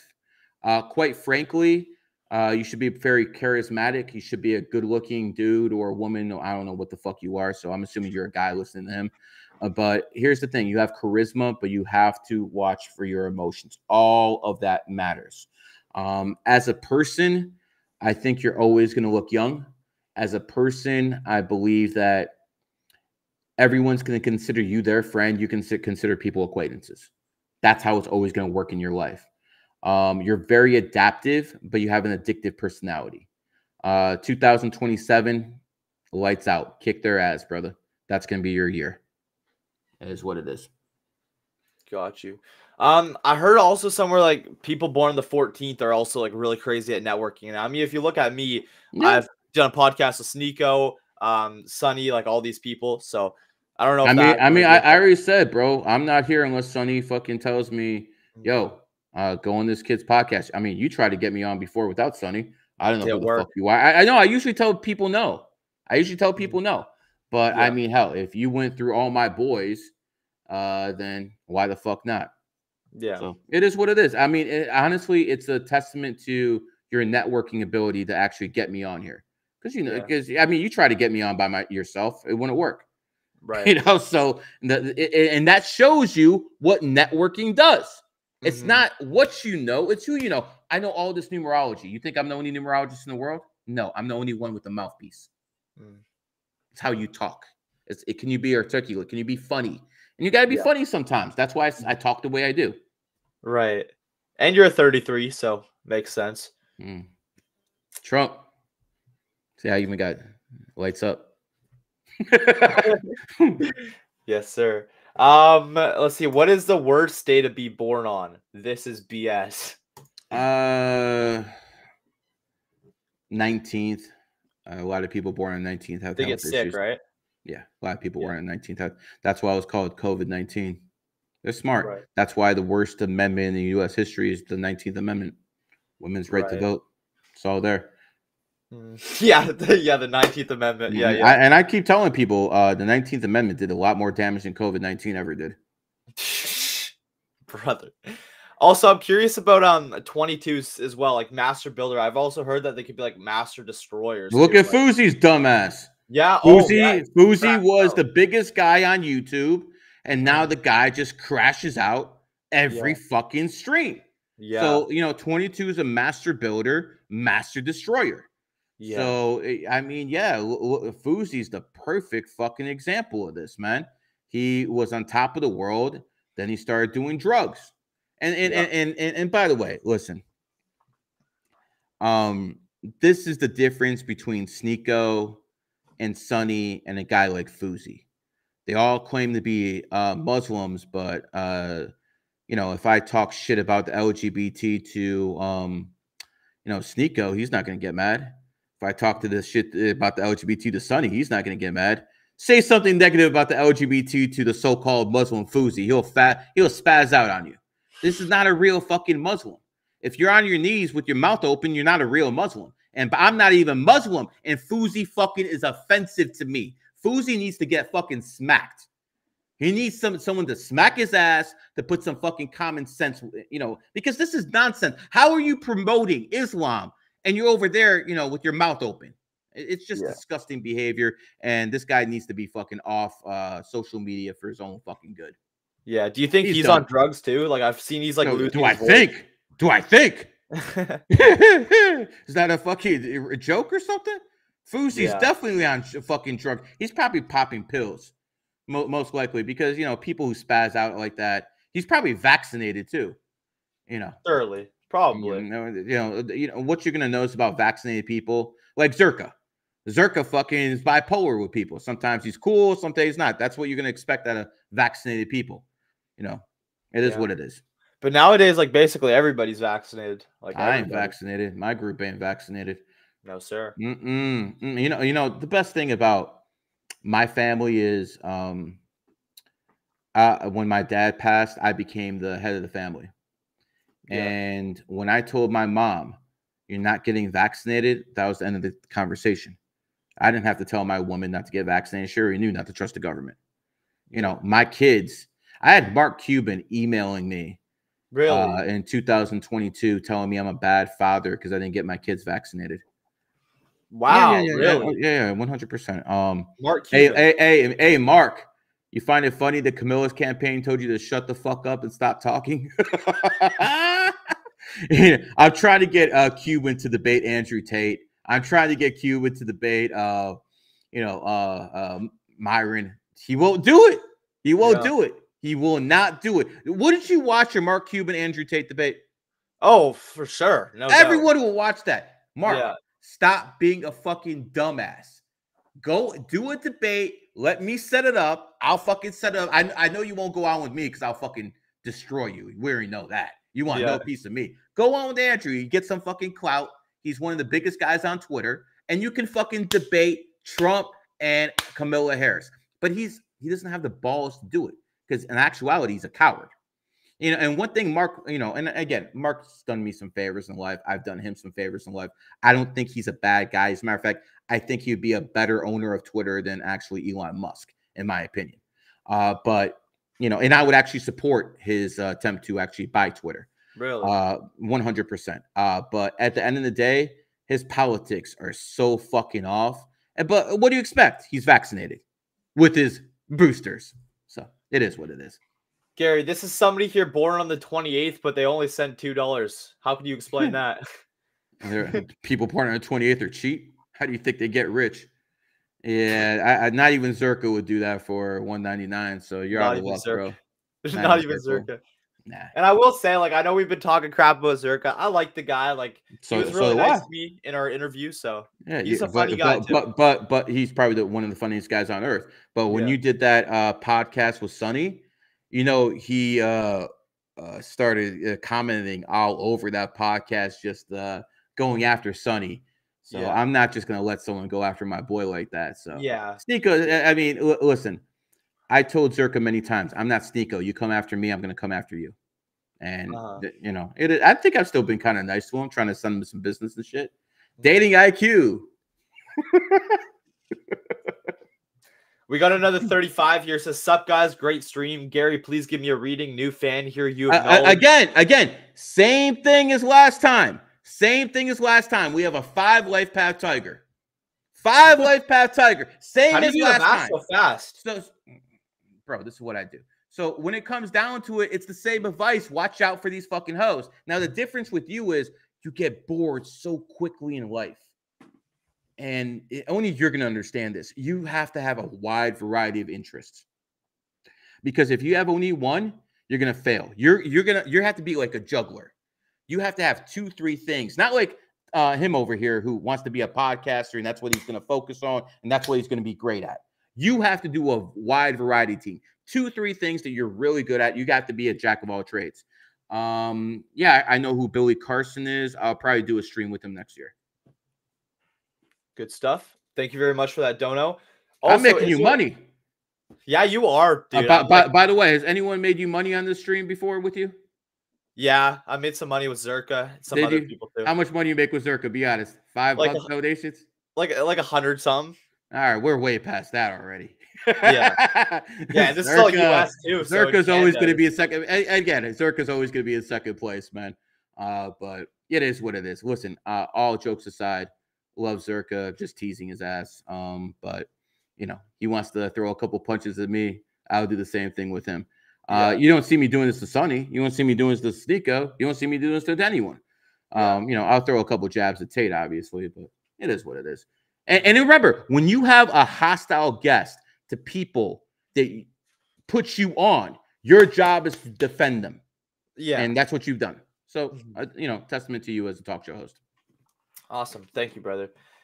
Is there any like characteristics about the pig that I should know about being a pig? They work hard and they play hard, brother. Yeah. I know you play hard. We won't go into details unless you want me to. Play hard. What does that mean? You party, brother. You party. No, well, that's what I was doing last night. So you party, brother. I know you party. Pigs go hard. Pigs are really fun to hang out with, bro. They're usually the life of the party and stuff like that. They know how to be, a good time for a pig is to be around good friends, around a dinner table, just bullshitting and talking. You guys enjoy nothing better. Yeah, that's kind of true. I mean, I don't really drink that much though. Like I barely drank. It's haram. That's good. Yeah, it's haram as fuck. Stay away from alcohol. And again, you won't see me, basically trying to convert you to Islam, but you will see me say stuff like haram. And stay that because I believe in a lot of stuff they do. I just will never get down on my all fours and pray. I think that's nonsense. Fair enough. I saw that you did a podcast with Money Man. I love that guy. I love his music. How did you kind of come to meeting him? That was really cool to see. Networking, brother, same way you got to me. Yeah. And two is a testament. I talked to him one day, and the next day he flew down here. Wow. Shout out Turtle. He's the one who made that happen. Yeah. So if he sees that, Yeah.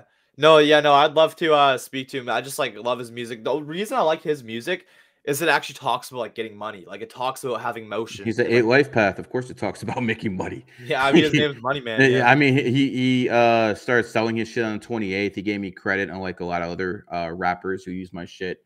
If I told you the rappers I'm connected to and the rappers I know, it's like you'd be seriously shocked. But when you deal with rappers and you deal with people in the industry, there's something called niggonomics. And no, I'm being dead serious with you. And they don't do business the way you're supposed to do business, man. Like they want to put nothing in and take everything out. That's niggonomics, okay? They want to put absolutely nothing in and take everything out. So you got to be very, very careful when you deal with these people. I mean, Myron said it best. A lot of these rappers are a fucking joke. But it is what it is. So when you deal with hood ass motherfuckers who came up and started getting a bag, their mindset is not how can I make money with you long term. Their mindset is how can I get that bag off you today. They'd rather make $100 off you in they'd rather make $10,000 off you one time and fuck up the relationship rather than make $1,000 a week consistently for a whole year. They don't think like that. They think, how can I hit a lick? So that's the problem with these fucking rappers. And God knows I fucking dealt with their ass. It's an issue. Quite frankly, I'm going to retire off this stuff in 2026. You're going to see me to take this numerology and astrology stuff to new heights in 2025. I promised Andrew Tate I'll oversee them, so I'm going to do it. And then I'll fucking retire in the sunset. Because, watching Andrew Tate's fall from relevance showed you that no one can be king forever, especially in this game. And it's better to be a king maker than to be a king. And I'll give you an example. I would rather step aside when I'm the very, very top guy and pick who replaces me than wait until someone actually supersedes me themselves. Right. That's the right way to do it. And to see how far Andrew, and then again, he still has a lot of clout, but compared to 2022, he has maybe 15, 20% of the clout. He was all over TikTok. He was wall over IG. You couldn't get away from the guy in 2022. That's he hired 35,000 clippers, and they put out it's 50,000 clippers, and they put out 7 videos a day. So that's 350,000 videos they're going out a day of Andrew Tate. He was manufactured. That's how they made him right there. Right. And at the end of the day, I will step aside in 2026, and I will pick my replacements. But I'm gonna go out on top. After 2026, it's gonna be very difficult to get me for an interview. I'll do stuff very sporadically, maybe once a month, twice a month. But you won't be seeing much of me because I'm making people known that I'm going hard as fuck in my snake year. And then when 2026 comes, it's going to be a whole new ball game, and I'll most likely leave this influencer space. Yeah. I feel like next year is really gonna kind of be like the test to see like if you really do pop off in your snake year. I feel like you are gonna blow up next year. I Obviously don't want, already blew up, bro. I just need to do it on yeah, steroids. I got 6 to 7 billion views. yeah, that's true. That's a ridiculous amount of views. And TikTok, IG, and remember, people might not be able to find me on Twitter, but Elon suspended me so many times, and then before that, the fucking criminal leftist regime fucking was suspending me left and right as well. So again, guys, for a guy who gets suspended so many freaking times on Twitter, like 22, 23, it is what it is. Yeah. Yeah, it's true. I don't know why Elon hates you so much. I think you guys are enemy signs, right? Yeah. Yeah. He knows about numerology and astrology. Yeah. I'm the one, but in all honesty, he blocked me before he bought the company too. Really? So, yeah, he didn't like me before because I was pointing out he was a fraud. Let's talk about Elon. You want to talk about Elon? Fine, let's talk about Elon. Elon Musk is a failure as a father. One of his kids is a transgender. Yeah, I don't give seriously? a fuck how. Yeah, one of his kids is a trans. I did not know that. Yeah, 100%. So you have to understand that no matter how much money you have, no matter how much fame you have, no matter what you've done for society or quote unquote think you've done for society, you have a trans as a kid, you're failed as a father, and that's the most important job a man has. So you're a failure. That's number one. Number two, his first child died when he was 10 weeks old.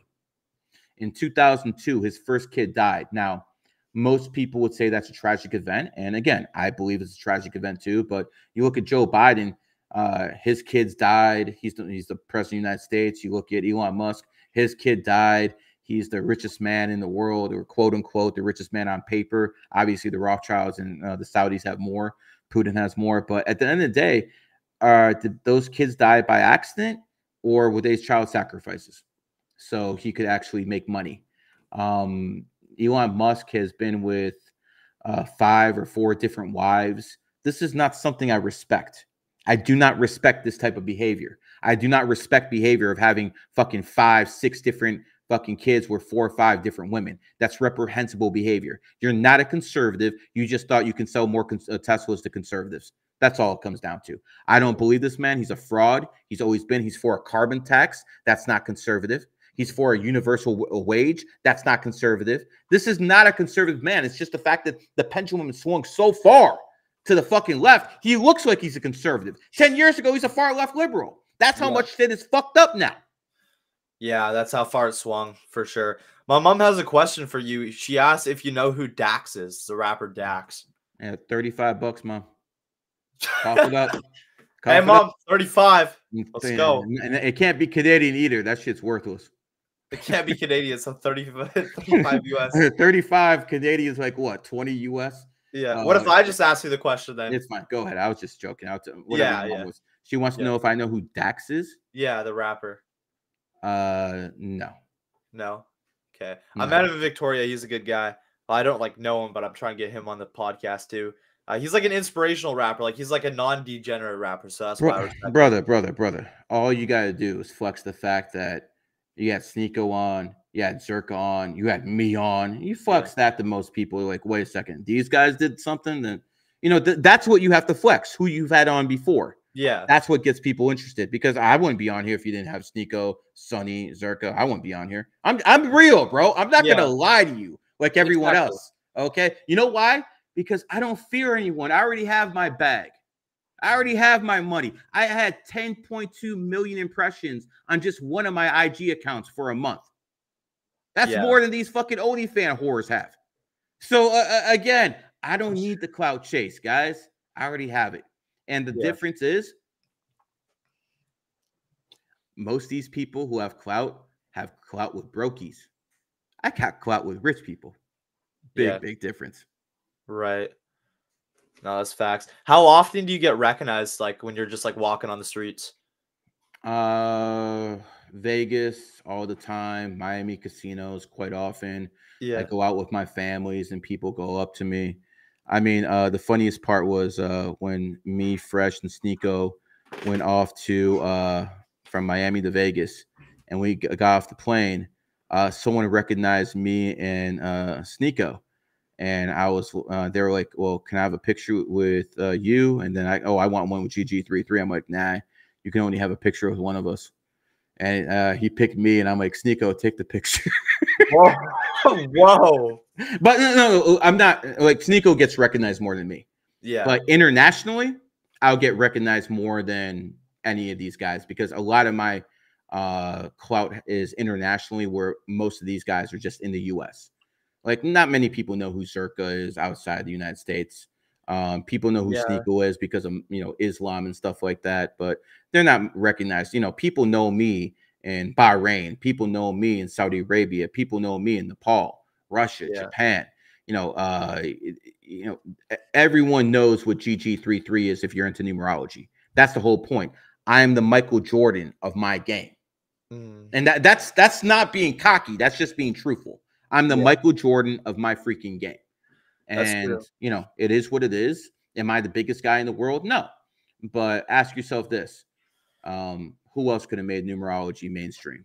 Nobody. No, and that's the thing. That's why I had to do it, because I didn't have someone like you or someone else who could do it for me. It would have been much better if I could just been, in the back and, just doing everything as a manager and stuff like that. Then I wouldn't have to be as vulgar all the time and shit like that. But I think I did a good job of mixing the red pill with numerology and astrology. Yeah. I feel like Zherka doesn't really get recognized. Like, he did that Albania stream with Sneeko in his hometown, and like nobody came up to him. No one knows who he is, bro. I've told Zherka this many times. Let's go to the casino, and every time someone recognizes you, I give you 1,000. Every time someone recognizes me, you give me 1,000. That nigga be broke within 30 minutes. All right. Yeah. So Zherka. I remember when I told Zherka this, he said, "Okay, but let's go to the playground instead." I'm like, "You motherfucker, man." Yeah, he said that on Sneako's stream. I'm like, "What the fuck is wrong with you?" But listen, again, again, he's a funny guy. He's a funny guy. Yeah. But that's type of humor works for him because of who he is. Not many guys could pull that shit off. I will give Zherka credit for making the N-word great again. No, he's certainly done that. Somebody in here says Zherka made you. I don't think that's true. What do you think about that comment saying Zherka made you? How could Zherka have made me if I have a bigger YouTube channel than him? I have literally millions on IG and 20 different accounts. I almost have a 1 million on TikTok on one account. I have fan accounts with 250,000. Zherka, what he did do is make it possible to meet Sneeko, make it possible to meet those guys. That Zherka did do. Other than that, he didn't do anything. As a matter of fact, if it wasn't for me, Zherka never would have been in the country to actually do everything he did in 2023, and that's a fact. I won't go too much into details, but that's a fact. Oh my gosh! Listen, I helped Zherka out. He helped me out. But to say Zherka's bigger than me, maybe on Twitter because I'm suspended. Find one other platform he's bigger than me on. None. Absolutely none. So it is what it is. Not taking anything away from him. He's one of the funniest men alive. No doubt. Yeah. Well, he's got the entertainer energy. He's got 5 and 3s in him, I think. Well, you know it. And that's a testament to me that everyone even knows stuff like that. Because before a couple years ago, only GG33 knew that. Yeah. Now everyone knows that. And I hope the religious folks are watching, because whether you know it or not, I'm going to convert all of these people to numerology, and less and less people are going to be believing in fairy tales. I'm texting Sonny right after this and saying Gary is converting me to numerology. Well, Sonny believes in numerology. Yeah, that's Sonny, true. Listen, Sonny's a goat. Goats are very religious. And, if that helps Sonny, then I'm happy for him. I don't treat Sonny any differently. I'm not Zherka fucking, hey, Muslim. I will say this. It is more difficult for white Muslims once they leave the United States of America. The white Muslims are pretty much the niggas, everywhere else. Yeah. Yeah, inside America you won't see it, but outside you will. You're definitely the bottom of the food chain. Jeez. We have It is a what it is. 35-year. Yeah. We have a 35-year great stream reading for 09-2303, Water Goat, Life Path 1. Tips for business and relationship / marriage. Marriage shouldn't be anytime soon for you. You definitely have to have some fun in life first. I wouldn't get married until I'm at least in my 30s if I were you, somewhere in that area. When I look at you,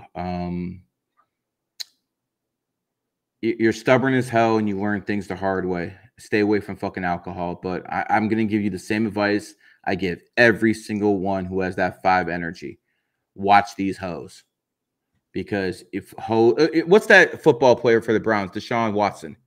I think he's born on the 5th or the 14th. Look it up real quick. Deshaun Watson. Yeah, Deshaun Watson. He plays for the Cleveland Browns. Look up his birthday real quick. I think he's born on the 5th or the 14th or something like that. And he has been charged 14th, 14th. And he has a trouble with sexual harassment with about 20 women. Now, usually I take the guy's side. Okay. Usually I'm on the guy's side. Okay, because I don't believe women. Women are not to be believed. Too many of them fucking lie. But if 20 women are accusing you of the exact same thing, yo, brother, you know, at some point it's like what the fuck? And again, born in the 40s, he had a lot of trouble with women.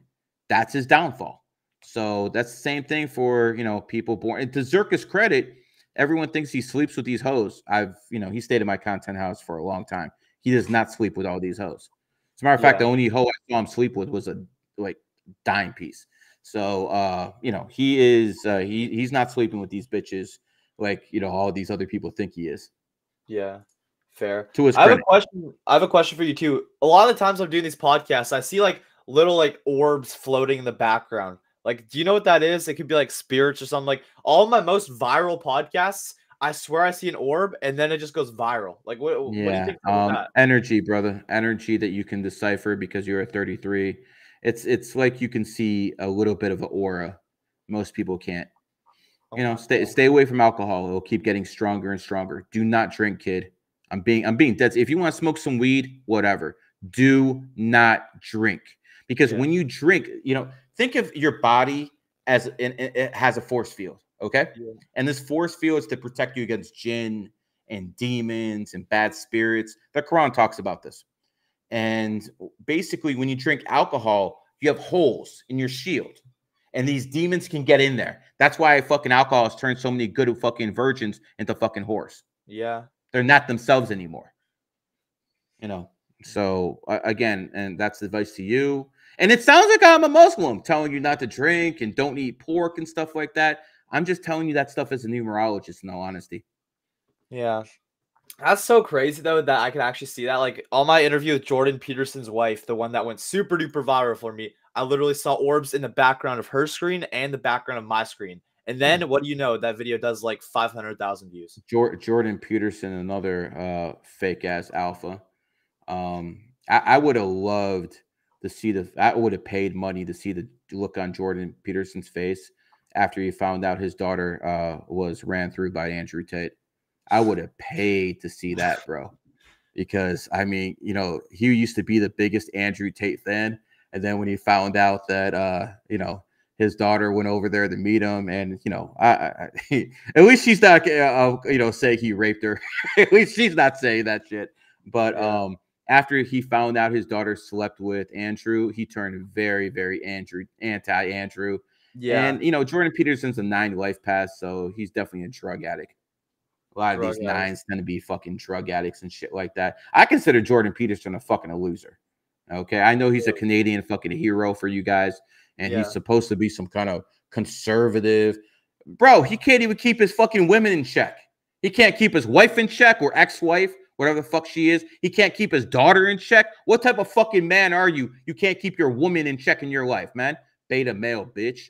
Yeah. As a matter of fact, Jordan Peterson, I got $1 million that says my numerology supersedes your fucking psychology. Okay? How about we do this? This is a challenge to Jordan Peterson. I put this out there years ago. I'll put this out there right now. I got $1 million that says you and me in a room, you can talk to all of these people for 5 minutes.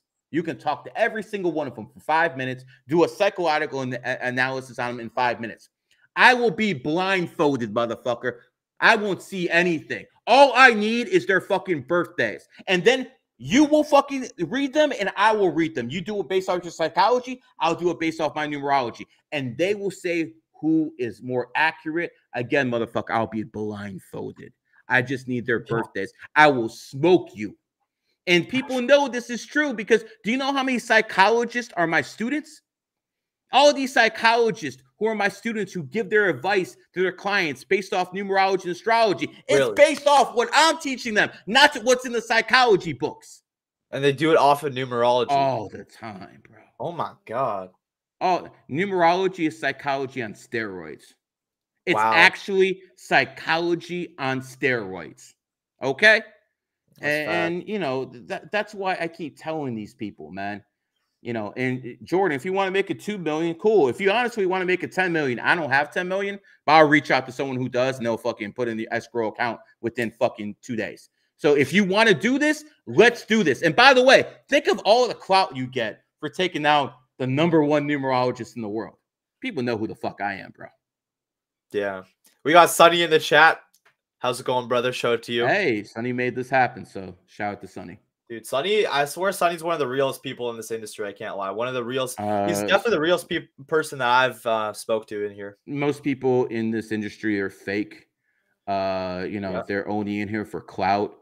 Sonny's a good dude. I mean, listen, if Sonny was anything like Zherka, even 10% like Zherka, he could turn all those relationships he have into beef and get so much clout off it. He doesn't do it. He's a good guy, man. He really is, man. One of the good guys in the industry. I think he has a bright future ahead of him. And, you know, I have no issues with him converting to Islam.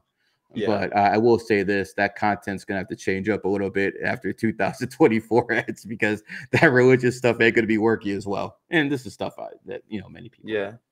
Me and Sonny literally have the same numerology. Like, we're both 33 sixes. Yeah. It's crazy. Can 33s like actually see like spiritual things? Like I said, I can see orbs. Like, can we actually see past the veil? You have more of an ability to do it than other people. Yes. Jeez. Gosh, but like I feel like there's a fine line between like seeing through the veil and just like becoming schizophrenic. Like what's the okay? I'll give you an example. Make sure the information doesn't start controlling you, because when the information starts controlling you, that's when it's a problem. I'll give you an example. You know, you can look at someone's birthday and then you can look at someone's time of birth and start breaking down their time of birth and seeing what that means. But once you start going that in depth, that's when the information starts controlling you instead of you controlling the information.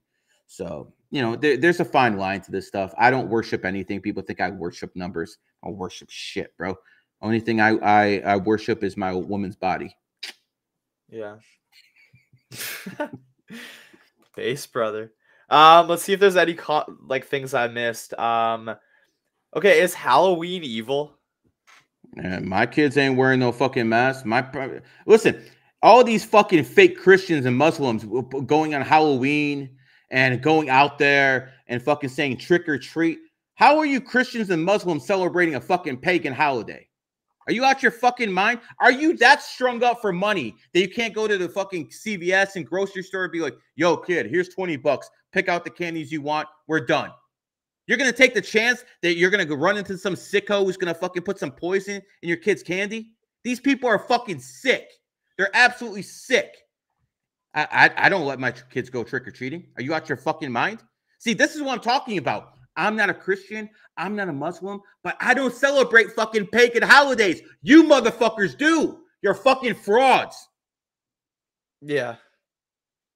Yeah, I know. Everything about Halloween just felt weird. It's like, what are you celebrating? Like, you dress up as a devil and then like you go, it just feels like a ritual. I don't know. It definitely is.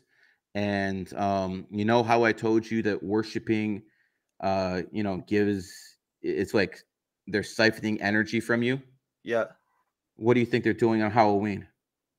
Oh, siphoning a lot of energy. Yeah. There you go. Yeah. I'm not. I'm not going to take part of it. As a matter of fact, if I'm president of the United States, that shit gets banned. Really? I'd ban that just like I ban OnlyFans. I put guillotines in front of the White House and let's go. French Revolution style, 1789, baby. Hell yeah. Oh my goodness. Do you think that like praying takes away your energy? Like Yes. just like saying like Yes, talk to God? 100%. Really? 100%. I'm telling you again, the Prime Creator doesn't interfere. The Prime Creator doesn't need your worship. He does not need your worship. He created all of this. He does not need your worship. As a matter of fact, the fact that you think he needs your worship means you're fucking arrogant as hell. Okay? He doesn't need your worship. But you know who does? Demons. Demons need your worship so they can feed off your fucking energy. So they can siphon your energy. Same thing with Halloween. You're praying to fucking different demons. Israel. What is Israel? Israel. That's 3 different gods' names. Elohim, as in El. Ra is Ra. That's another god. Isis is another god. So Israel is basically 3 different gods in one name. There's many gods. There's only one Prime Creator. That's simple. Do not worship. When you pray, you become prey. Yeah, because I felt like before I became like a Christian, I felt like more like powerful and like spiritual. Like I felt like I did have more like spiritual authority and power. Yeah, now when I got into Christianity, I almost felt like I kind of like lost my own like power in a way spiritually. Of course. Are you going to Sunday church? No, I've been, but like I just kind of get bored. Can't lie. Yeah. Listen, brother. I'd respect the Christians a lot more if Western nations weren't homosexual. I just can't respect nations which allow that type of bullshit to go on. That's why I respect the Muslims more than I respect the Christians. I'll tell you one thing. Muslim women ain't whores. The Christians are. Sorry. I hurt your feelings. Remember, you can't fucking spell truth without the word hurt, so the truth hurts. Yeah. It is what it is, man. It is what it is. I'm sorry, but I'm not. So I don't know what it is. It is what it is. Facts. What happens when you're like, say, 11 years old, 22 years old, and 33 years old? Like, does that have anything to do? And also, I feel like now that I turned 17, because I just turned 17, I'm making way more money than I was like a month ago when I was 16. Now I'm 17. 1 + 7 is 8. Now I'm making way more money. Well, you just answered your own question, didn't you? Yeah. Jeez. So when you're 33, when I'm 33, that's gonna be like my peak then, I guess. No, I wouldn't say it's your peak. It'll be your peak to that time. Yeah. You'll probably make big moves when you're 33. I consider I'm going to be. I honestly, I was waiting for 2023 to happen for 12 years. I started GG33 in 2011, the year of the cat. So I waited till the next year of the cat to pop off. Yeah. So I waited 12 years for that. But I also have been telling people for a long time, 2025, I will be the biggest guy out there for at least a few months next year. Yeah. That I guarantee you. It's not even a question. And people will pull up these tapes and they'll see that I was actually right. But here's the thing. I keep my promises. I'm going to do what I say I'm going to do. When I said in 2023 I was going to get numerology and astrology mainstream, they didn't believe me. What happened now? Even my haters are spreading numerology and astrology. That you can't buy control like that, bro. Yeah. It's first it was, oh, you're a fraud. Then it was like, you know what? There's something to this numerology, but fuck you, Gary. Now like, okay, numerology is real. You didn't fucking invent this shit. Yeah. Like, oh, you wouldn't even fucking believe in it. Yeah, I see people with 28s in their Twitter bio and their logo, and they're talking shit about me. I'm like, bro, who put that fucking 28 on you? Yeah. It's ridiculous. But all I'm going to tell you, young streamers, and I want you, and especially you, Sonny, all you other guys, you guys are very lucky. I'm not 20 years younger doing this because I'd smoke the shit out of every single one of you. I really. No, I believe that. I do. Yeah, no doubt. You definitely have a mouthpiece for sure. Like, no doubt about that. I feel like that's kind of part of the reason you've been able to take over so 100%. Only a few people have a better mouthpiece than me. One of them's Andrew Tate. Yeah. I give the devil his due, don't I? I always give the devil his due. That's what you that's the thing about me. I don't fear anyone enough to lie. I really don't. Yeah. Why do I see? Oh my god! I was just about to say, why do I see like numbers repeating? And I literally just looked and it's 1111. As I was about to ask that question. It basically means you're evolving. Wow, like I've been seeing that since I was like a youngin. I've been seeing that since I was a little boy. 1111. Wow, that's like that just like scared me. Like I was just about to ask that. Look at the time. Out of the corner of my eye, catch the time. It's 1111. That's what got me into numerology. All the 11s and 911. I mean, Yeah. you know, I'm so many people are sick of hearing this spiel, but I'll do it again. Never did that on your show. So again, I woke up on 9/11/2001, and obviously before you were born, and I thought I was watching Die Hard the movie. You know, that's what I thought I was watching when I saw the Twin Towers burning. Yeah. And then when I saw the second tower fall, it's like, wait a second, this ain't a movie. So I went outside, smoked one for, all the people who died. And then as I started researching that shit, because, we really didn't have the internet like we do now. Now you can go on the phone, figure out any fucking thing you want. Back then, you got to go on America Online on some fucking computer. It's slow as fuck. It takes you 2 minutes to get to a web page. You hear all these stupid sounds on your computer. It wasn't like it is now. And I saw something that really, caught my eye. I saw that, the date was 9/11, just like the emergency code for, the United States, 9/11. And then I saw the first plane to hit the World Trade Center was Flight 11. The Twin Towers looked like 11 side by side. They both had 110 stories. New York City, 11 letters. Afghanistan, 11 letters. The Pentagon, 11 letters. New York is the 11th state in the union. I'm like, what the fuck is this? The chances of all that being a coincidence are absolutely astonishing. We're talking about in the billions. So then I remembered that the Great War, World War I, ended on 11/11 at exactly 11 o'clock. They were still firing bullets at each other at 10:55, but 11 it all stopped. At that point, I knew they were doing something. I just didn't know what. And that's what my life has got me to, that I figure out exactly what they were doing and stuff like that, because I know it's real. And if you guys want to believe in the Christianity and Islam that they promote, cool. That's you. I already know how to run numerology and astrology. I ain't going back to crawling like you guys are. So again, for some people it helps. For a lot of people it hinders. I think I made my position very clear on that, because I'm not here to insult Islam. Maybe I'll insult Christianity a little bit. But I'm definitely not here to insult Islam. Islam is, at least it believes in the core family values that I do. Yeah. But it really does. Do you think it weakens you though to like submit and like? Yes, of course. Like, do you think you're less powerful as a Muslim than you are like as a non-Muslim?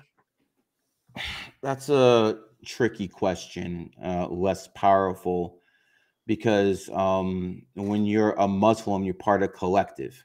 Like, for instance, I always tell influencers, if you want to get real famous, say you're a Muslim or say you're a Christian, because you're already going to build a bond with a lot of people, and they won't even know you and they'll back you. Like, for instance, there's people who back Zherka.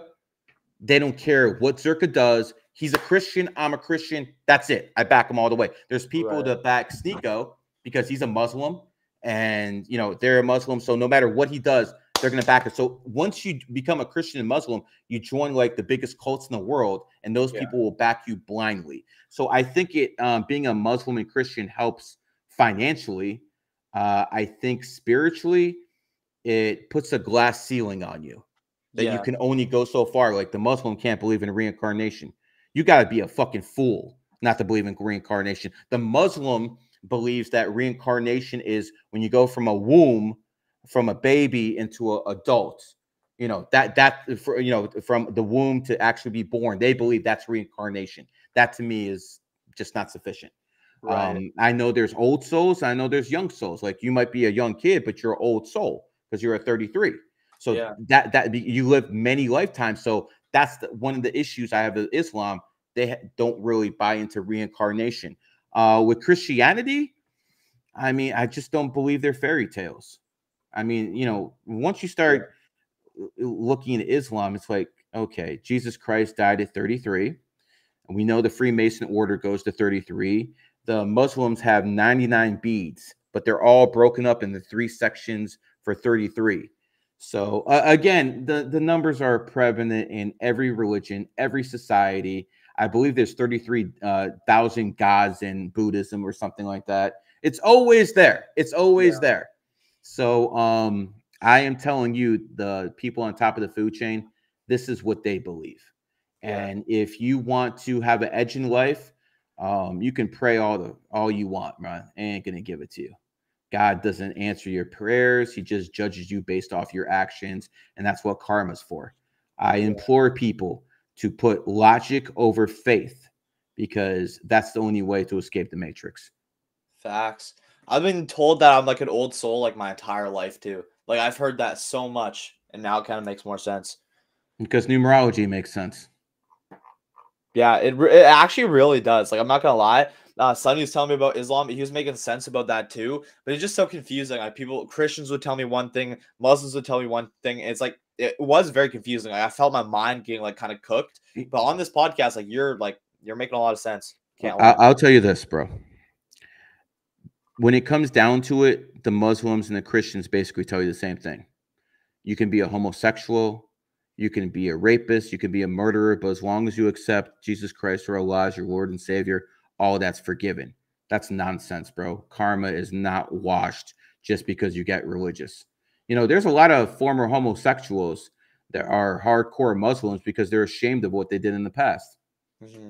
It is what it is. So, I mean, listen, I'd rather have people be religious than LGBT any day of the week. So I'm not comparing the two. I'm just telling you that once you become religious, you put a glass ceiling on yourself, that you can't think a certain way, and that's not beneficial to humanity.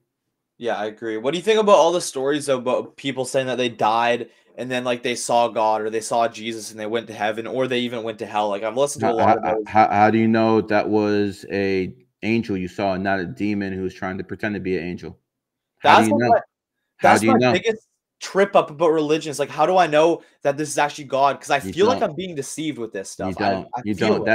I always tell people who are psychic mediums who think they're talking to angels, you're most likely talking to some kind of demon who's pretending he's an angel. Yeah. You know, but you know, no, I don't talk to fucking demons. I don't fucking talk to anything like that. That's all nonsense, man. All that fucking witchcraft shit. I don't need a demon's help to put a hex on somebody. Okay, some people do. You know, you have to understand that some people have no abilities. Like, for instance, you're a 33, 22s, 11s, 28s to some degree. They're very good at manifesting, and we can manifest with minimum effort. Other people need to cut deals with negative entities to have the ability to manifest. They need a cheat code. We don't. Yeah. Facts. And how do you know that it's like an angel that you're being guided by or a demon? Like, is there like any discernment kind of? The demons are always going to look like angels. You know, I'm trying to tell people that your human mind is not capable of discerning one or the other. But I do believe that a lot of people see what they believe are angels, but are actually demons who are whispering in their ear. They're actually jinn. Again, the Quran talks about the jinn quite often. So the jinn are real. The dark side is real. I just believe that the gods most people are praying to are actually devils. And I believe that God does not I don't believe the prime creator interferes. I don't know how many times I have to say that. I think he just judges you based off your karma when you die. True. But then there's a thing too. It's like, if I listen to you, maybe I'm betraying Christianity. So of course. Maybe that's taking me off Christianity. So here's the thing. I'm not asking you to do anything except be logical. Right. That's it. Just be logical. They are asking you for faith. I'm not asking you for faith. I'm showing you examples. Oh, okay, 28 is the number of wealth. Bill Gates is born on 20th. Elon Musk is born on 20th. The Cowboys, the richest sports franchise in the world, is founded on the 28th. Vanguard, the biggest asset manager in the world at $11 trillion, has more of money than most countries' GDP. They're founded on the 28th day. I am giving you concrete facts and showing you boom, boom, boom. No faith is required, only logic. They are asking for your faith. I don't need it. I just need your logic. That is the difference. I feel like I need to hear this too, because I've been like so like back and forth between maybe it's religion, maybe it's not. Maybe if it's telling me that's not religion, maybe that means that's like a demon trying to pull me away from God, pull me away from Jesus. I know, Like, but that's what these Christians, mainly Christians. I don't have too much pushback from Muslims. Mainly Christians. I'm a devil. Nick Fuentes says I'm a devil. You know, all this other fucking garbage. By the way, I've told a lot of people that Nick Fuentes would fucking turn on them. I told a lot of people Nick Fuentes would turn on them, and guess who was right? I know a fucking piece of garbage when I see one, and that's definitely Nick Fuentes, piece of fucking trash. But at the end of the day, they're gonna tell you that this is, you know, evil, this is satanic. How can knowledge be satanic? Like, for instance, if someone kills somebody with a car, does that make the car evil?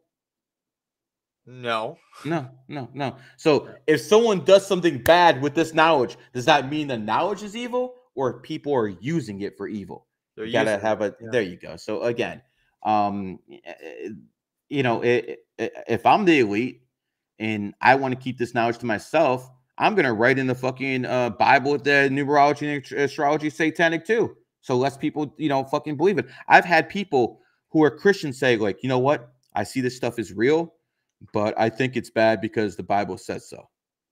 Yeah. I'm like, dude, are you serious? Some people are like that. I feel like it's kind of like low vibrational thinking. Like it's kind of like just boxed in. Yeah. Very low vibrational thinking. But you know, again, they'll call me the devil. They'll call me all this other stuff. You know what's the interesting part? I'm a family man, 2 kids, wife.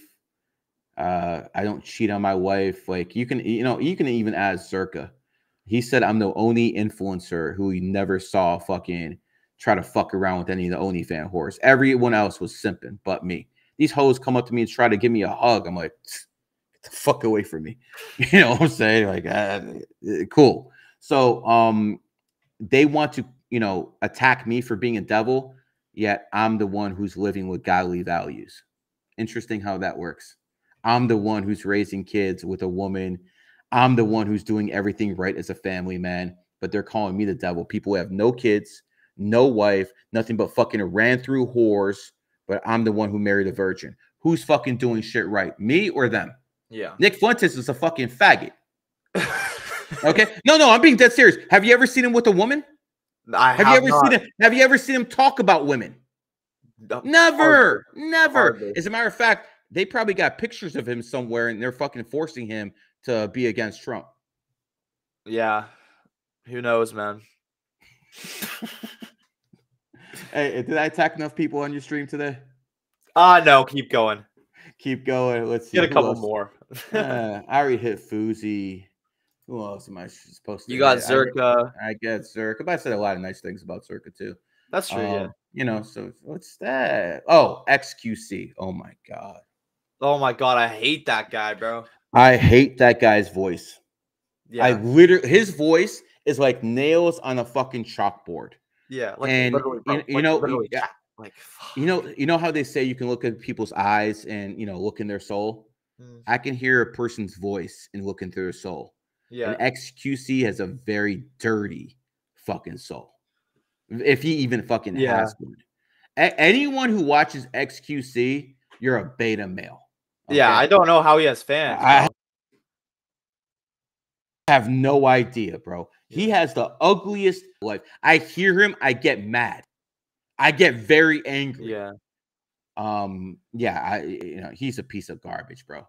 You know, he's a literal piece of shit. Yeah, I agree. What about my voice? What does my voice tell you about You're my fine, soul? man. You're fine. You're fine. Yeah. You know, it's when someone's really dirty, they talk with a lisp. Why do you think so many homosexuals talk with a lisp? Yeah. The voice is out. You understand? More of a lisp. No, you have a decent voice. You have a decent voice. I have a really good voice for radio. Yeah. That's what they used to tell me all the time, bro.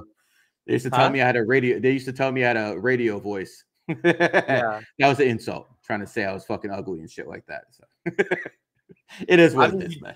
You definitely have the mouthpiece. Like I could definitely picture myself just listening to you on the radio. Yeah, I did it for a long time. I mean, once I get really famous in 2025, I'm sure they're gonna dig all that shit up from 20 years ago and started playing it. I was on an internet radio station called Sports Talk Cleveland, and I was the only one on the radio station that was allowed to talk politics. And I used to fucking just go in on Obama because he was president at the time. Just go in on this son of a bitch. And before that, I used to go in on Bush. And eventually, the Cavs owner called my boss up and said, if you want to keep your credentials, you got to fire this guy. So that was the first billionaire who got me fired. Yeah. If you go to the tape on YouTube, Gary, the numbers guy, and Dan Gilbert, Cavs, you will see it. And basically, I told the Cleveland radio that LeBron James would leave Cleveland in 2010. So the Cavs owner called up. He's like, he's not going anywhere. So right after LeBron left, he's looked like a fool. So he decides it's a good idea to get me fired. He's a billionaire. I'm broke at the time. Not much I can do. So I devised a plan.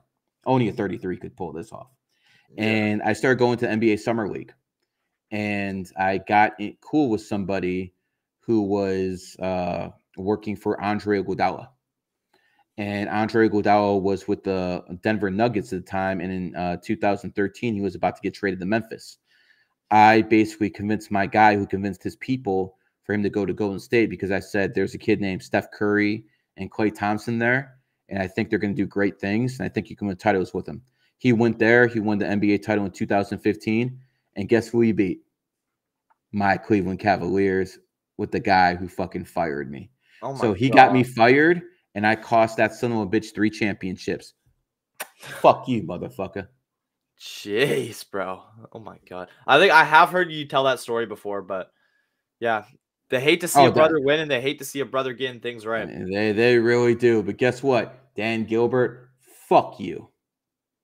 Oh, I keep grudges, bro, for life. Yeah. I feel like you should keep grudges. Like if somebody really messed you over. Donald Trump said it best. He's like, if someone crossed you and you have a chance to get him back, you should.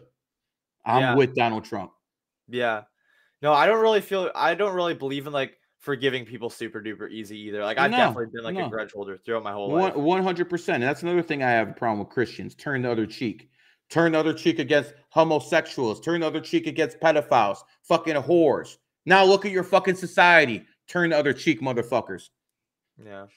I'm cool on that shit. Never would I be a Christian. Puh. Fucking disgust me and shit like that because of the way they act. Now, I want to say this. The Christians in Russia, Romania, Poland, I'm cool with them because those Christians are like the Muslims. They don't let that degenerate shit in their society. No fucking way. So when I'm talking about the Christians and my dislike, I'm talking about the ones in Western culture. Britain, Canada, America, Mexico, the Western culture Christians. The ones in Poland, Russia, Ukraine, you guys are men. I'm not talking about you. Base. Hope you guys understand the difference. What do you think about like chakras too? Like your third eye chakra, throat chakra, it's all heart real. chakra? No one has their crown chakra open. I mean, maybe 100 people in human history got their crown chakra open. My throat chakra is wide open, but my crown chakra is not. I feel like mine's kind of blocked. Like I feel like even like right now, I feel like you're young. You're young. You'll get there. Stop drinking. Yeah. Don't fucking go down on whores. You'll be fine. I mean, I'm wearing this blue shirt right now, so I feel like I am speaking better because I got the throat chakra color on. There you go. You're learning. Yes, sir. You're learning. Yep. But I've also heard that's satanic. Like I used to meditate through chakras, and then I heard like, don't do that. That's satanic. Yeah. So then of course, the Bible is always trying to keep people down. Oh, always the Christian thumpers, and the worst ones are the Jehovah's Witnesses. Oh my fucking God, they're out of you. That's a cult within a cult, bro. These people are out their fucking minds, bro. Jehovah's Witnesses need to be signed up for mental institutions. They really do. They're out their fucking minds, bro. Yeah. That sect of Christianity, I can't even deal with their asses. Yeah, I don't even want to get to it. D, can you bring me a water? Thanks. What's the best way to like open like your throat chakra? Is it just you're like talking like a whole bunch and getting used to it, or is there other ways? It's more about what you don't do than what you do. Yeah. You know, again, if don't go down on whores. That you know, so I'm being dead serious. I'm not trying to joke around with you guys. Yeah, I know. Yeah. You know, don't go down on horse. You know, a wife is a different deal, but you never want to go down on some fucking horse. You don't want to have sex with multiple partners. That's not a good thing. Mm-hmm. Anything sexually that you do with people who are ran through, all that energy stays with you forever. Yeah. No, that's yeah. I think Sonny's told me that too. I've heard you say it. Like you get the energy of the girl. Yeah. And 100%, bro. 100%. I can't tell you how important it is. Body count's so important, man. Not just from a red pill standpoint, from a chakra standpoint. Because if you have nothing but sex with other people and you have a high body count, that means your root chakra is dominating. And, you know, you can't go any further. That's the primal instincts, just to fuck. I thought that's your sacral chakra is your sexual one.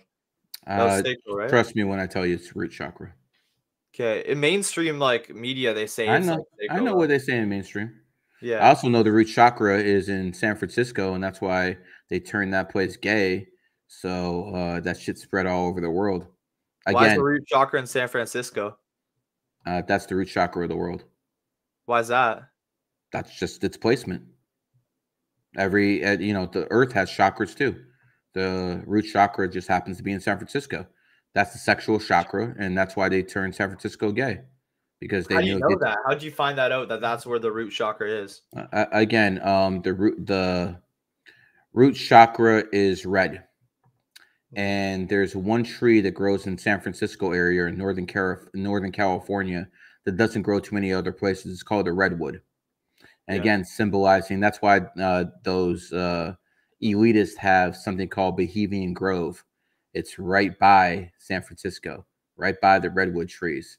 So the red is the root chakra. Redwood represents the root chakra of the earth.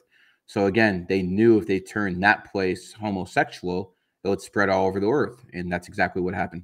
And again, you're trying to fight these people with Christianity and Islam when they're fucking throwing the occult at you. You're going to lose every single time. I mean, let me ask you, do you think those prayers have helped those people in Gaza?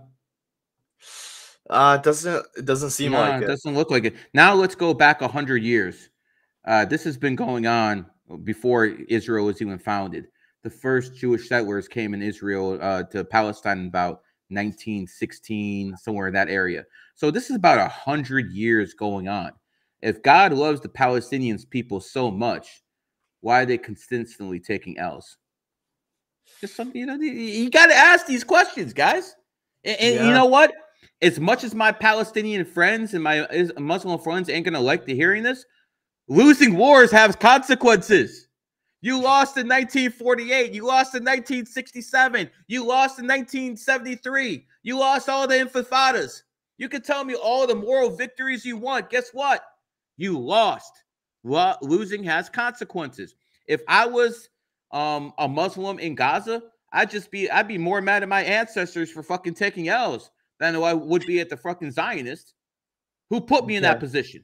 So again, we took Texas from Mexico by force.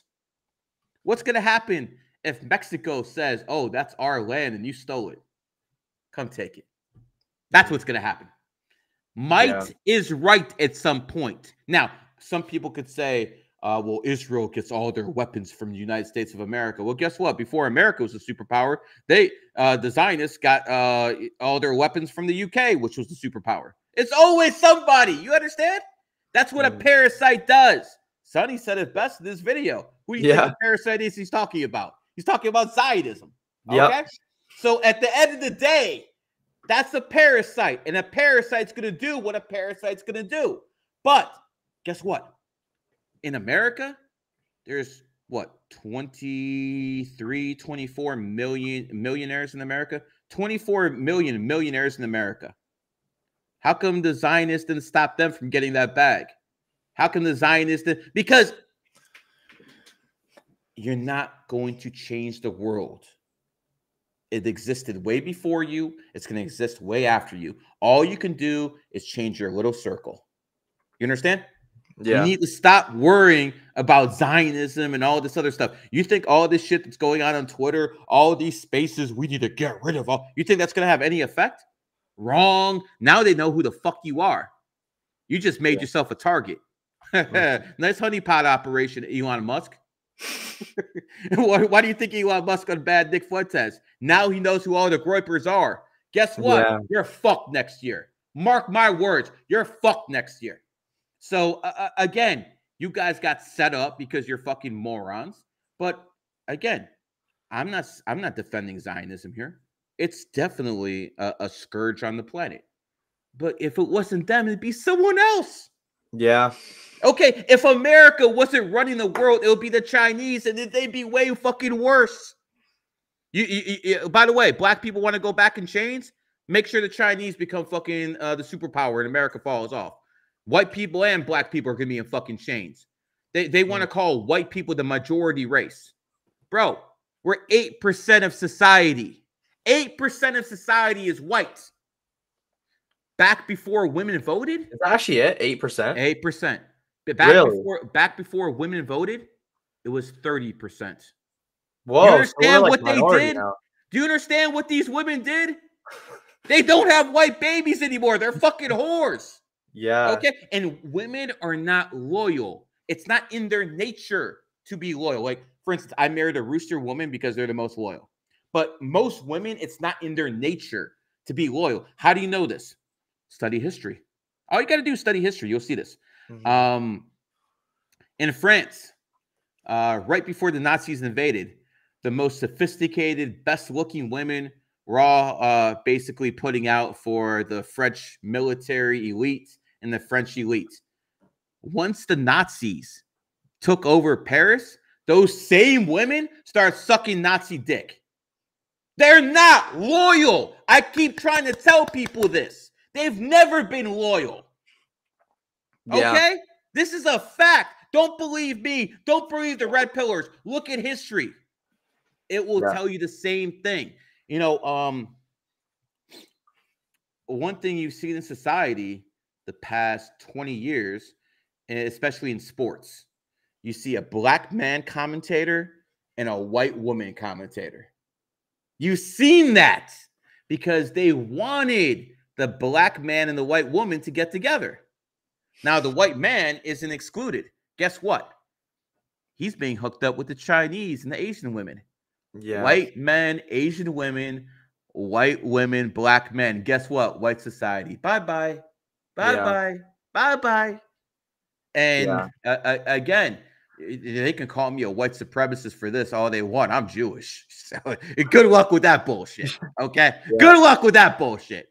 But, you know, this is just fact. This is just absolute fact. So women ain't loyal, and they're going to be the downfall of the white race, quite frankly. And whose fault is this? The dumb white men who gave their women's rights in April 18th, 1920. Before that, the United States of America had no debt. Once the women started coming in office, all of a sudden the debt keeps going up, keeps going up, keeps going up. Because I'll show you something with numerology, okay? Man, first vowel A. Capitalist, first vowel A. So most men resonate with capitalism. Woman, first vowel O. Just like socialism, first vowel O. Just like communism, first vowel O. So women are naturally inclined more to socialism and communism. That's why you got to strip their right to vote. And by the way, aren't women a lot more supportive of homosexuals than men? I wonder why. Yeah, they are. I wonder why. Yo, listen, if I was an elitist, if I was in a position of power, I'd be trying to get as many of these broads to vote, as many of these broads to be in a position of power, because they can be easily emotionally manipulated. That's why they shouldn't vote. And I'm going to tell you this to you, men who are listening right now. You can stop this. It's my, my generation's cooked with this shit. But when it comes to your generation, you can still put a stop to this. All you have to do is basically tell women, if you give up your right to vote, we'll cancel your debt. A lot of women have $100K in debt in student loans or medical debt or something like that. because women hold 75% of debt in society. So if you actually tell women that if they give their right to vote and we cancel the debt, women will go for it. Most women will go take that deal. And yes, it will be hard for us men. We have to, get on our back and, take care of their debt. It'll take us about 10 years. But after that, it will be a utopia. Yeah. If women have no voice in politics, it will be a utopia. And by the way, I have a solution for the abortion problem too. Yeah. What's that? People would not be. A lot of people won't be happy with this. Both sides won't be happy with this, but I think it's a very good compromise. Every woman has a right to have one abortion. As much as it detests me, no, listen to me. Just listen to me. Every woman will have a right for one abortion. But after she has that abortion, she'll have a choice. She can either tie her tubes, which means she can never get pregnant again, or she can say, I'm not going to tie my tubes. But if she gets pregnant again and, she can't afford the child or, she doesn't have a father to raise the child with, then she goes to prison. Then she goes to prison. Then she goes to prison. Because think about all these kids who are raised by single mothers. 85% of them 85% of the rapists are raised by single mothers. So that's the problem with women being whores. It's not that they're whores. It's that kids that come from that whoredom. Yeah. The kids that come there unloved, the kids that come that commit crimes. So we need to eliminate that. So as much as I detest abortion, obviously if a woman's raped or it's incest, then that's not even a question. I'm not going to tell a woman that she's raped, she has to have a kid. You have to be a cold-hearted motherfucker to do that. But I have people, Christians will actually argue that. Like, oh, no, that's a life. No, fuck all that shit. If a woman gets raped and she has a kid, that's going to traumatize her for the rest of her life. You can't do that. Women are too emotional. They can't handle that shit. But yeah, first abortion is free. Second abortion, you're going to prison, or you better get your tubes tied to make sure that would solve the problem like that. Yeah. Would you ever consider running for president? I'll probably run in 2028. Really? I was supposed to run in 2024, but I got injured. My Achilles, I fucked up my Achilles, so I couldn't even walk.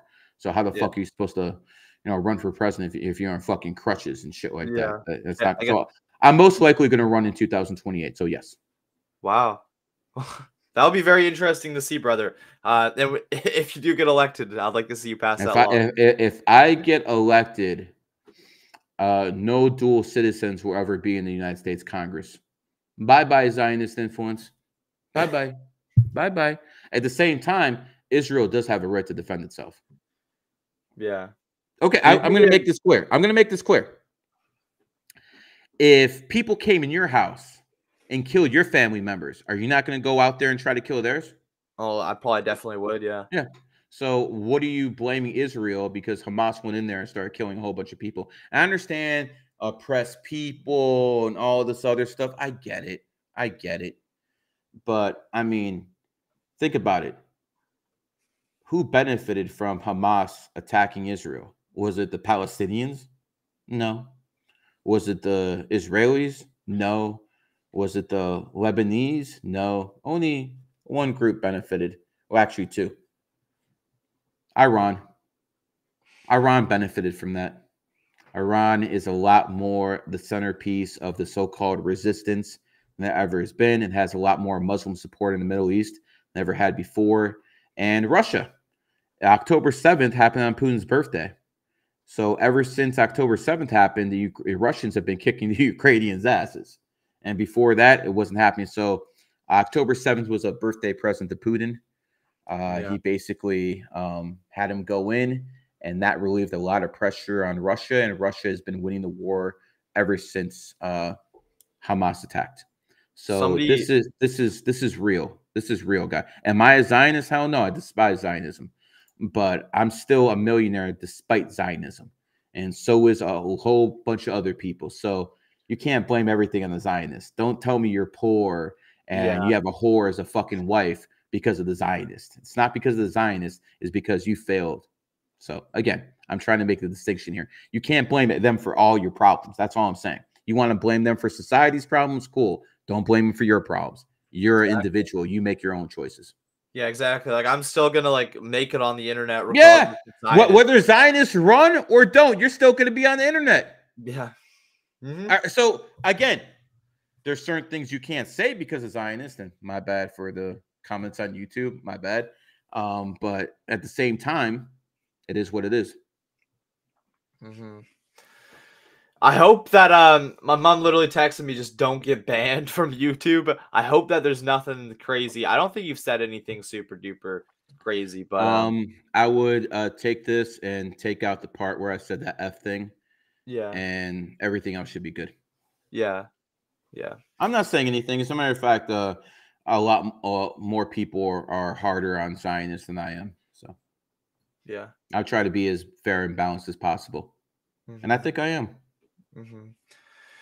That whole talk with to bring it back to religion, like that made a lot of sense to me. Like I'm not gonna lie, like that's how it's kind of sapping your energy, and then it almost kind of makes me feel guilty if you like want to like kind of be more spiritually independent, because it's like, no, now you're portraying like Jesus, and now you start feeling like, wow, maybe the demons are making me think I need to be like independent spiritually. That's fear tactics that religions use to keep people in place.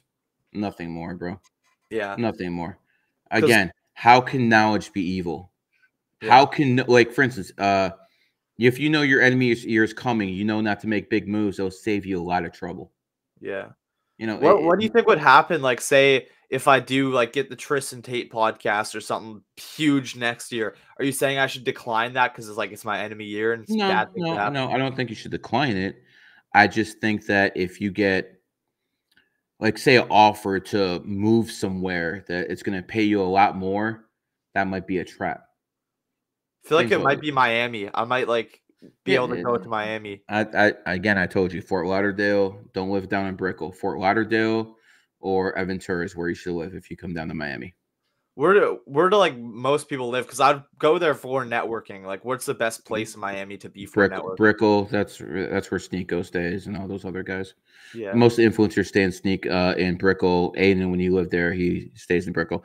I'm not going to be around that fucking drug infested whore infested Miami and Brickell. I live in Sunny Isles. I live with all the Jews and all the Russians. Yeah, is that good for me numerologically or no? Sunny Isles. Again, Aventura. Got you, brother. Dude, we've been at this for like 3 hours. Like, I really? Yeah, 2 hours. God damn. 48 minutes. All right, brother. Let's wrap it up, man. This is a long podcast. I talked a lot of shit about enough people, man. We're good, man. Elon Musk, you're gonna get yours next year, brother. I promise you. I promise you. You're so fucked next year, Elon Musk. So it is what it is. As for you, I think you got a good voice at this. You're making the connections. You're doing what you have to. Just understand, the bigger you get, the more people are going to turn on you. Yeah. Understand that this is no joke. Ask Sonny about this. Ask Sonny what kind of, I don't like to use the word snakes, but in your case, it's definitely very, very fitting. There's very few loyal people. You know, the guys I work with, they're good. They're really solid people. Most of these other people, it's just I'll just give you an example. Nick Fuentes got put on with Kanye West by Milo. Yeah. As soon as he gets put on with Kanye West, Nick Fuentes is talking shit about Milo to Kanye. How do you get put on with somebody and then you start talking shit? Yeah. Like Aiden and Nick Fuentes had a stream because of Sneeko. Yeah. Sneeko took him to a lot of people. And then for him to start talking shit about Sneeko, like what is this? And then he talks about loyalty. Yo, my nigga, you a piece of shit. On some real shit, you're a piece of garbage. How are you attacking? I don't know anyone who put me on who I attack. There's no one put me on. So maybe it's different. There's no one put me on. No one made me. Okay. No matter what anyone says, man. The people who said, I made myself. That's the difference between me and everyone else. I didn't need anyone. I've made plenty of people myself. But how you can get put on with someone and then like turn on them and then start talking shit about me. That's just unimaginable to me. Yeah, same. So again, just a lot of piece of shits in this industry who it will dump you for any reason. Like, Aiden. I don't have any issues with Aiden anymore, all good. But, when Cayenne, drops him and I show speed don't want to deal with him, he'll call up Sneeko. And when those guys deal with him, he won't deal with Sneeko. Yeah. I mean, this is what That's happened in the true. past. This is what happens in the past. I'm not taking shots at anyone. I'm just telling you what happened. I used to have a student by the name of Hotep Jesus, and Hotep, he was my student in like 216, so it was a while ago. And I was one of the only people he listened to. Then he started. He was like the leader of the Black conservative space back then, and since then, so many people have leaped his ass. So many Black conservatives have leaped Hotep that he doesn't control that space anymore. So he grifts now to communism and socialism. It's a grifter. It's an absolute grifter. So, you have to be careful that you talk to people who actually believe in what they're saying and they're just not selling things. Yeah. So he changed his whole like political belief based on like what's trending pretty much. Pretty much. Wow. Yeah, that could never be me. And I could never see myself like betraying, I was supposed to say snaking, but betraying like anybody that ever like helped me out. Like even you just coming on my podcast and giving me 3 hours of your time, like how could I in good faith ever like bash you in any time? The fact that you did this for my podcast. Same with Sonny, putting me on as well. Sneeko doing that podcast, Tristan Tate, giving me that goal. Like how could I ever backstab these people? I just don't have it in me. Exactly. That's why I told you, no matter what I say about Tristan, you need to fucking always back him. Because that is your benefactor, and you always have to look out. Like I do like him too. Like no, I get it. I get it. I'm just telling you, you always look out for the people who help you. Yeah, always. It's just common decency, and most people in this life just don't have it, especially in your generation. Sorry, not trying to pick on you or anything, but your generation, a bunch of homosexuals and beta males and shit like that, OnlyFans subscribers. Bro, I don't understand how you can pay a woman to look at pictures of her. I always tell people, there's this one broad who worked me over and for $40 in 1998, and I'm still pissed off about it. Yeah. It's like, come on, guys, wake up, wake the fuck up. I feel like I wouldn't even be horny if I knew I was paying money for it. Like I feel like that just turned me off. Just disgusting behavior, and you have to understand that most people don't have souls. Anyways, brother, let's wrap this thing up. I didn't realize we were going at this for 3 hours, but you got a ton of content out of me. Yeah. Do you have people that can make clips of this, or should I do that? I'm not the best editor, but my people will definitely make clips, but I mean, obviously, do the same thing. Yeah. Say send D the all the stream, and he'll make all the clips. Awesome. Yeah, you'll see this on TikTok. You'll see this on IG. You'll see this on everything. What's up? Awesome, brother. Nothing? I was gonna tell Tyson. What's up? Yeah, I saw it was kind of like low quality in your stream, but I recorded, so don't worry, I'll give it to you. Oh, okay. He has a quite high quality stream. Awesome, recording. Perfect, brother. No issues. Anyways, brother, it was a pleasure. Yeah, 3 hours. God damn, you definitely used me like a whore. Good job, brother. Good job. I got 3 hours out of you, but it went well. It went well. Yeah. Again, I always got to mix the red pill with the numerology and astrology. That's just my niche and stuff like that. Other than that, I'm gonna take this bitch over in 2025, and then it's adios. You'll see me sporadically until it's time to run for president. So, yes, sir. And where can everybody find you? On Twitter, it's GG33OG. On IG, it's Matrix Prime _ but I got so many others. And on basically Google GG33 Academy, GG, you'll find me all over the place. If you want to join GG33, go to GG33 WAP on Google. You'll find a way to join my classes. The top level, you got to pass sign a non-disclosure and pass the interview, because I don't let people at the very top. But At the end of the day, I want you guys to understand one thing. By the way, GG33 Ram, he's one of my top clippers, so shout out to him. He's a major influencer himself.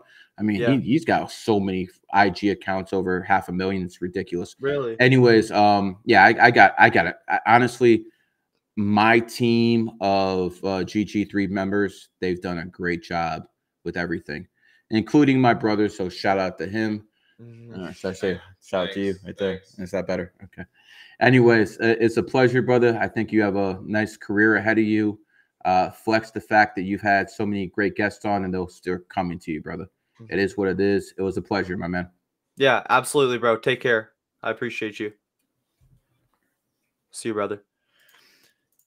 All right, guys. That was Gary, the numbers guy, GG33. That was an absolute blast talking to him. I'm not going to lie. My back is sore. This chair sucks. Like, I'm going to use my super chat money to buy a new fucking chair. This chair is terrible.